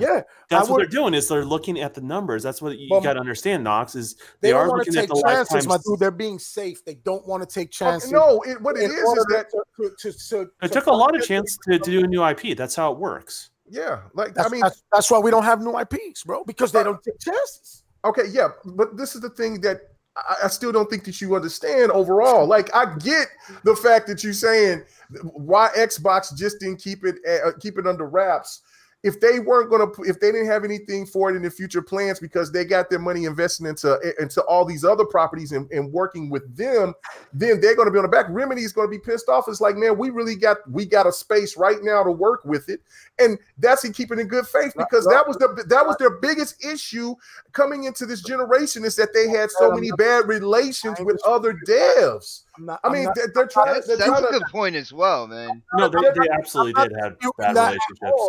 Like Mega, like that's great. If this is the only way that fans of Alan Wake can truly get a sequel, is by Microsoft selling it back to them and letting Remedy do whatever they want with it, so be it. The question is why Xbox fans are in a tizzy about this, and that's the point I'm making. They're in a tizzy about it because they feel like, damn, dog, you don't have faith in nothing to bring us some good shit that could potentially be good. That you already could base, you already have a foundation for it. Knox, you know, just like I know that game would got railroaded just like every other Xbox game that came out. If it got out, you know it. Yeah, that's what I'm saying. Like that's what I'm saying. New IPs came, and what happened? People listened to the stories of resolution than they did actually wanting to play the damn game. It's crazy to hell to me that people actually played Rise here later on, or those are not Overdrive, and then they say, "Oh, damn, that game was actually fun. That game was actually cool." Those are not the people that are asking. Those are not the people that are upset for the Alan Wake thing. Those people that don't support it are not the ones upset. Well, if they know that they're going to get it, why would they be upset? Hold on, Knox. Are you trying to say that there isn't a portion of the community out there that will bitch and complain on social media, but then like not support the game if it comes out? That's some sucker shit if they do that. You know what I'm saying? It is. And there's suckers out there, brother. Then there's no discussion. Then what are you? So then you let me then get me. This is the way I'm going to take it. Right? Microsoft fans like to pay for nothing and be satisfied. I don't understand, because you can't not support games that you're asking for, right? And then cry that you ain't getting them games. If you're not supporting them, then you're not gonna get them. So is that what y'all saying? That the Xbox community don't support? Dude, I've been saying stuff like that for a while. Anybody who's been following my channel, then that's the fault of the community. Then that's exactly. Bullshit. And I don't point fingers. Like I'm not saying everybody in the community. There's a lot of like, but I'm saying awesome gamers out there. The hardcore gamer is not. Are not those people. You know what I'm saying? You can't blame people for not wanting to buy a product, though. That's an issue. Like, so here's the thing: is yes, there are people that like the game. Like, acknowledge that. Okay, hold on, Don. Just real quick, I just wanna shout out Midway 7 Monster. Yo, good to see you, brother, in the chat, hitting up that super chat, showing that love, showing that support. Thank you, brother. Every game quality story should get a sequel. If it's not as successful as they want, Game Pass it, which is now, that's an option now. It's definitely something that Xbox looks at now. They should be, that should be the new model. And I think that is kind of the new model going forward. Like, you know, first party games that are exclusive to the Xbox platform are going to Game Pass. Even if they wanted to go that direction, he makes a great point, right? They could have done that, right? Remedy they're very story driven, man. They make some excellent stories. I read every freaking scrap of paper in Quantum Break, that every computer screen I came across, it was that good to me. It was that intriguing to me story-wise. You know what I'm saying? As well as I enjoyed the game. So absolutely, why not take Alan Wake 2 and try to make it some episodic shit that's like 6-7 hours long, maybe, you know what I'm saying, and put it in Game Pass. You know what I'm saying? Do a deal like that. Make moves like that instead of just getting rid of the shit and saying, nah, if our fans, we don't want to retain our fan base. Go to PlayStation and get Alan Wake there. Well, isn't the vision clearer now? Like, here's the thing: people are like, why are they working on Game Pass right now so heavily? Why are they working on these alternatives like streaming for different audiences? Why are they doing these different SKUs? The reason why they're doing all these different things is so when they do new IP, it can be successful. Simple as that. That's why they're doing it. It's why you're not getting. It's going to reach out to a broader audience, so a wider range, a bigger number than just the console number. That's great. That's great. Now my argument is, what are you going to give me to? What are you going to give me to tide me over until the future, until your future reveals itself and comes to fruition? Years in September, brother. Well, hold on. This is the thing right here, though. Just like everybody, Just like every other console out there that has these third-party games, that's going to be your substitute, because when you look at both consoles, and when people talk about sales numbers and who plays the most, it's the same amount of games except for maybe 1 or 2 games in the top 10. It's always going to be like that. That's what's going to be multi-plat. Yeah, it's always a multi-plat that's except doing for it. Halo. Halo stays up there for a long time. And Forza does pretty good, but overall, I'm just saying it's that's there with so many games that's coming out that comes out in the beginning of the year now, and that comes out towards the end of the year. There's still going to be there's still enough of what we get from third party to complement that until Xbox get their games out. But between them, PlayStation had to do it for 2.5 years. Between the Halos and the Forzas, though, you can't be dropping shit first party like State of Decay and Sea of Thieves and shit and Broken Crack. Like, you can't drop those. If you're gonna, those shit's gotta be hot, dude. too. I will say it right now. Sea of Thieves is a gem of a video game.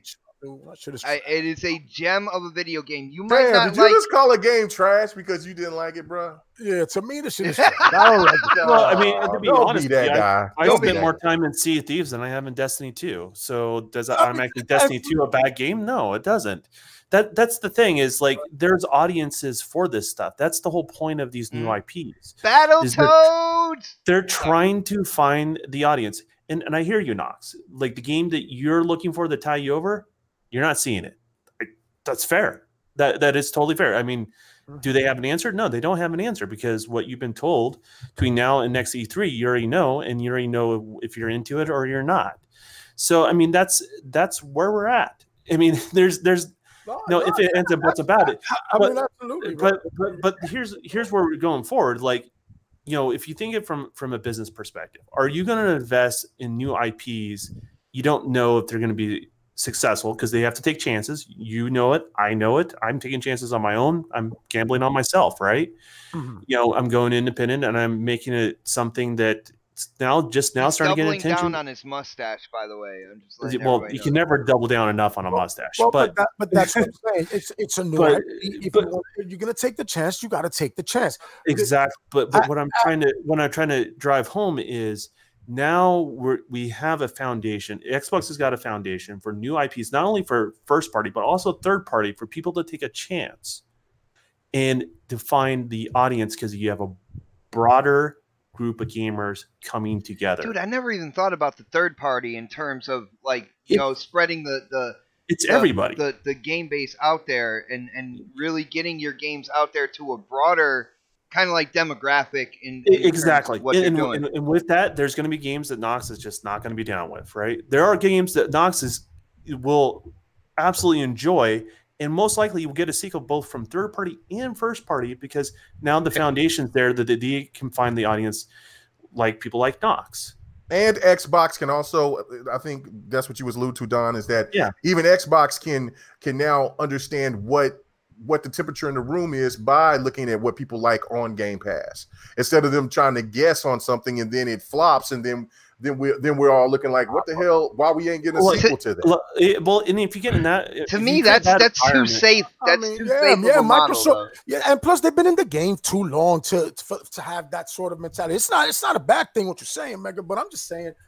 Nah, bro. They gotta be more aggressive. And my thing is, put them new. I don't mind that they took a chance with like making State of Decay 2, because a lot of people really were into it, right? Like it had a foundation. I'm supporting. Go ahead and do that game. I'm not saying don't make it, but my man, who's supervising over there?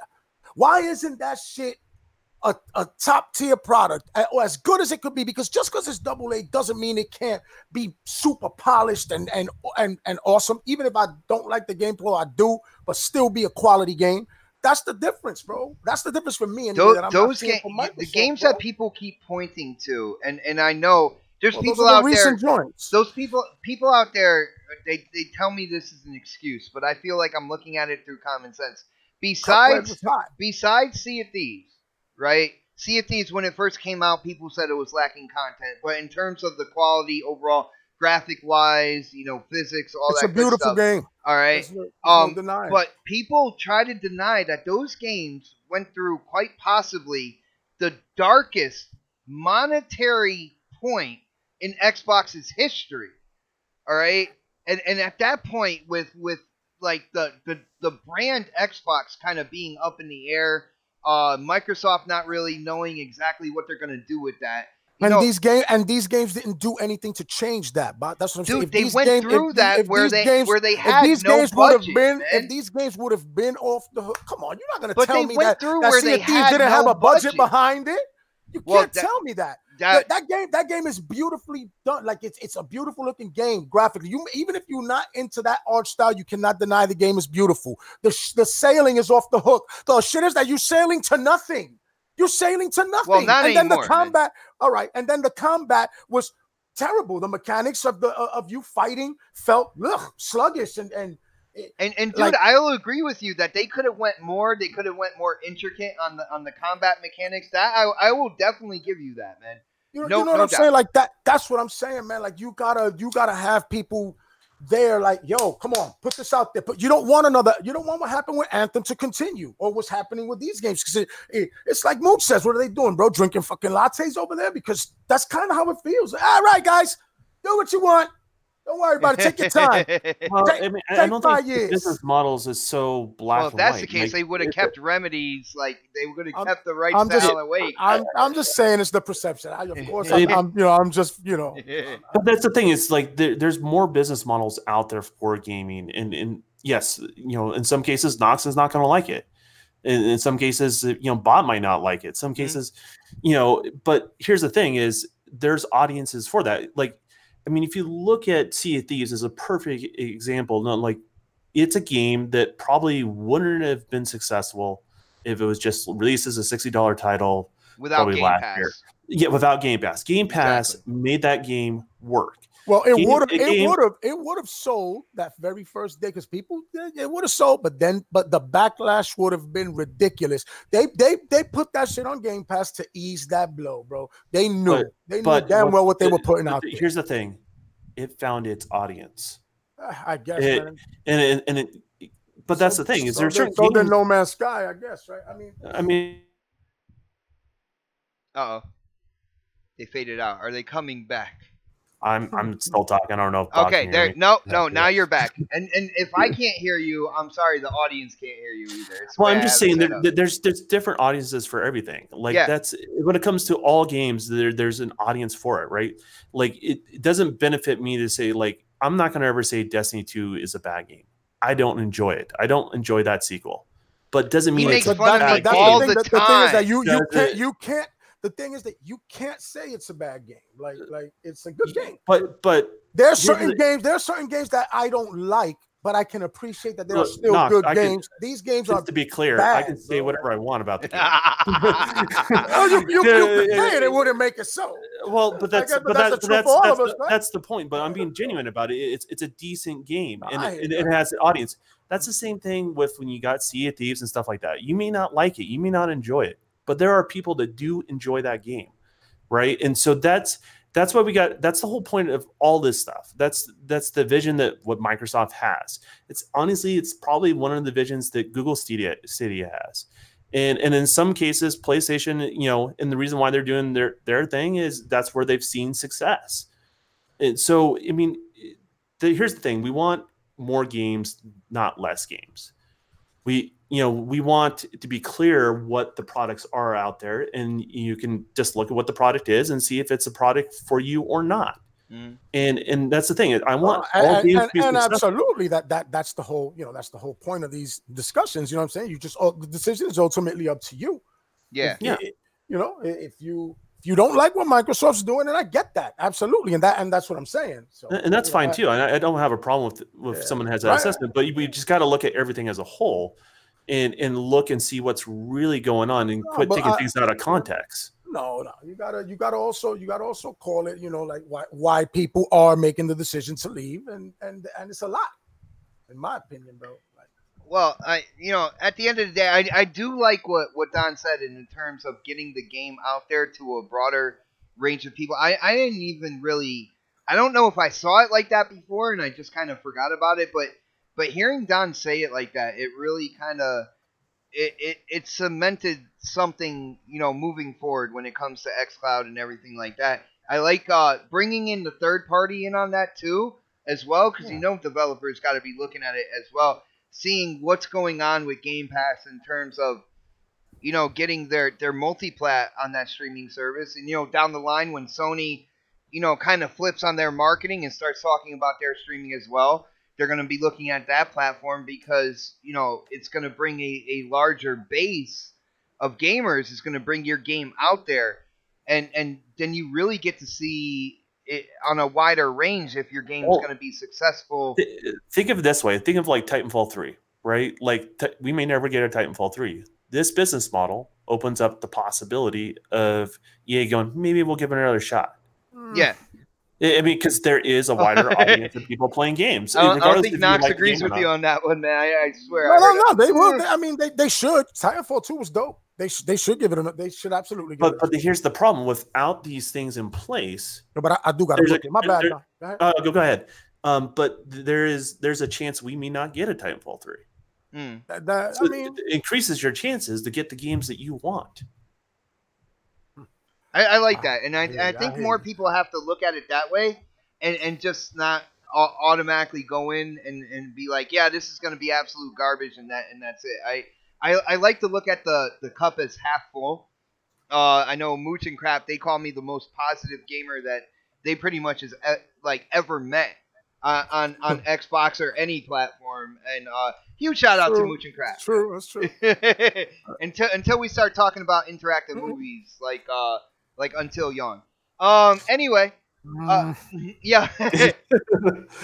There's an audience for that game was dope. You could call it. It was a great movie, man. It was a great movie. All right, then you didn't know how to play the game. I beat that movie too. By the way. But here's the point. You're gonna say that you didn't like the gameplay. You didn't like the way you could trap them animals and shit and set up that shit was dope, my dude. You cannot front that gameplay. That shit was hot. I mean, here's the point, Knox, is it finds its audience. It is the Bandersnatch of PlayStation 4. I will not say that. Yo, I do got a book it though, fellas, man. It was good, but I do got a book, man. I want to just. But peace, everybody. All right, Knox. Yo, as usual, man. It is awesome to have you here every Saturday, brother. Oh, man, you already know, kid. I love it, man. You know what I'm saying? All right, well, it is what it is, man. Yo, y'all keep on going, man. We're about, it's a little after 9 right now. We're about to wrap it up anyway. We hit all the major points unless anybody has anything else to say about kind of like the main event, the big topic here. I know Predator's been a little quiet. I did go to him early. I think he kind of, said his piece, and that's pretty much it. I didn't hear any music though, so I don't think we went too long. Did we, Pred? Did we go too long? Nah, man, we're good. 8:05. That's great. All right, guys. As usual, huge shout out to the chat. Thank you guys for hanging out with us. I definitely appreciate it, but it is Saturday night. The gamers got a game, and like a 40-year-old with a comb over, the panel's got to get those plugs in. And I'm going to start with Mr. Indie developer himself, the Don. Don, it was good having you on again. I love having you like a part of the next podcast family. I'm like, man, we're not gonna have Dark. Our special guest can't make it because of a wedding. Don, are you coming tonight? And you're like, yes, sir. I will be there. Why don't you let people know what you're doing on Mixer with your streaming and where they can go to talk games with you, brother? Yeah, the best thing to do is follow me on Twitter, Don_KTR. And then all my links to anything I'm involved with is listed there, especially Mixer. That's where I spend most of my time outside of Next Podcast. And please follow me there and all that good stuff. Nice, brother. Yo, Predator, I'm glad you approve of the time. This is awesome. Why don't you let people know where they can get a hold of you, and if you have any plans throughout the week, bro? Predator, Space H2OS, pretty much everywhere. Xbox, PlayStation, Steam, MySpace, Snapchat, iOS. Yeah, everything. So everything. Follow me, and I will actually get some game time in this week since I'm on vacation for 2 weeks. So you'll play that Destiny 2, right, bro? Fuck no.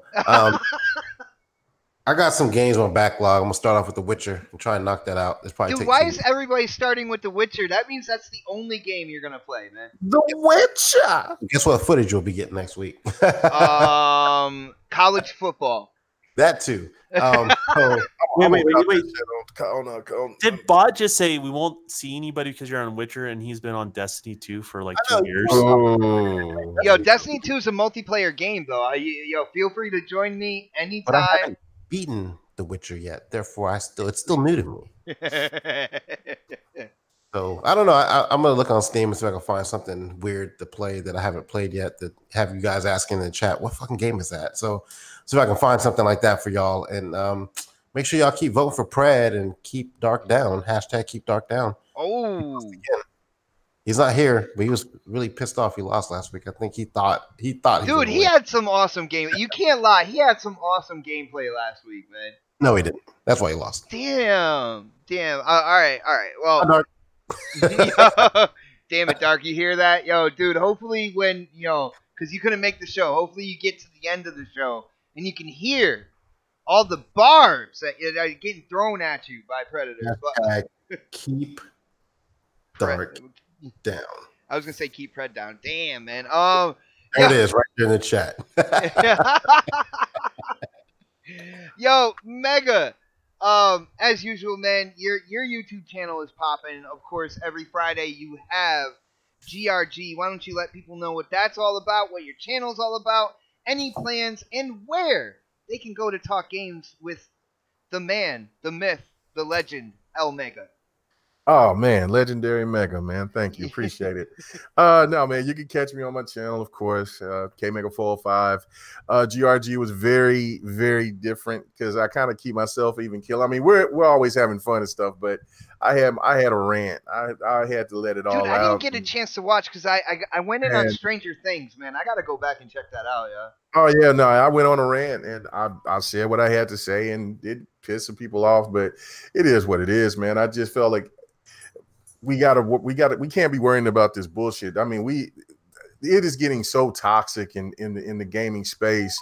It's almost it's sad. You know what I'm saying? Because I mean, everybody is pent up against each other, and then the only people that's really the victims of it are the true gamers out there that care about gaming. And I just had my moment, and I just like, hey, look, we short. We got only 4 of us tonight. I'm gonna go in. So it was a good time. But yeah, man, check out GRG podcast. Appreciate the support that we're getting. Me and Don we'll go and do our thing with Devin the Gamer here sometime soon. We were supposed to do it Wednesday, but that was my fault, man. I had a 16-hour work day, so there was no doing anything for that. To be honest with you, I never reached out either. So yeah. On that one.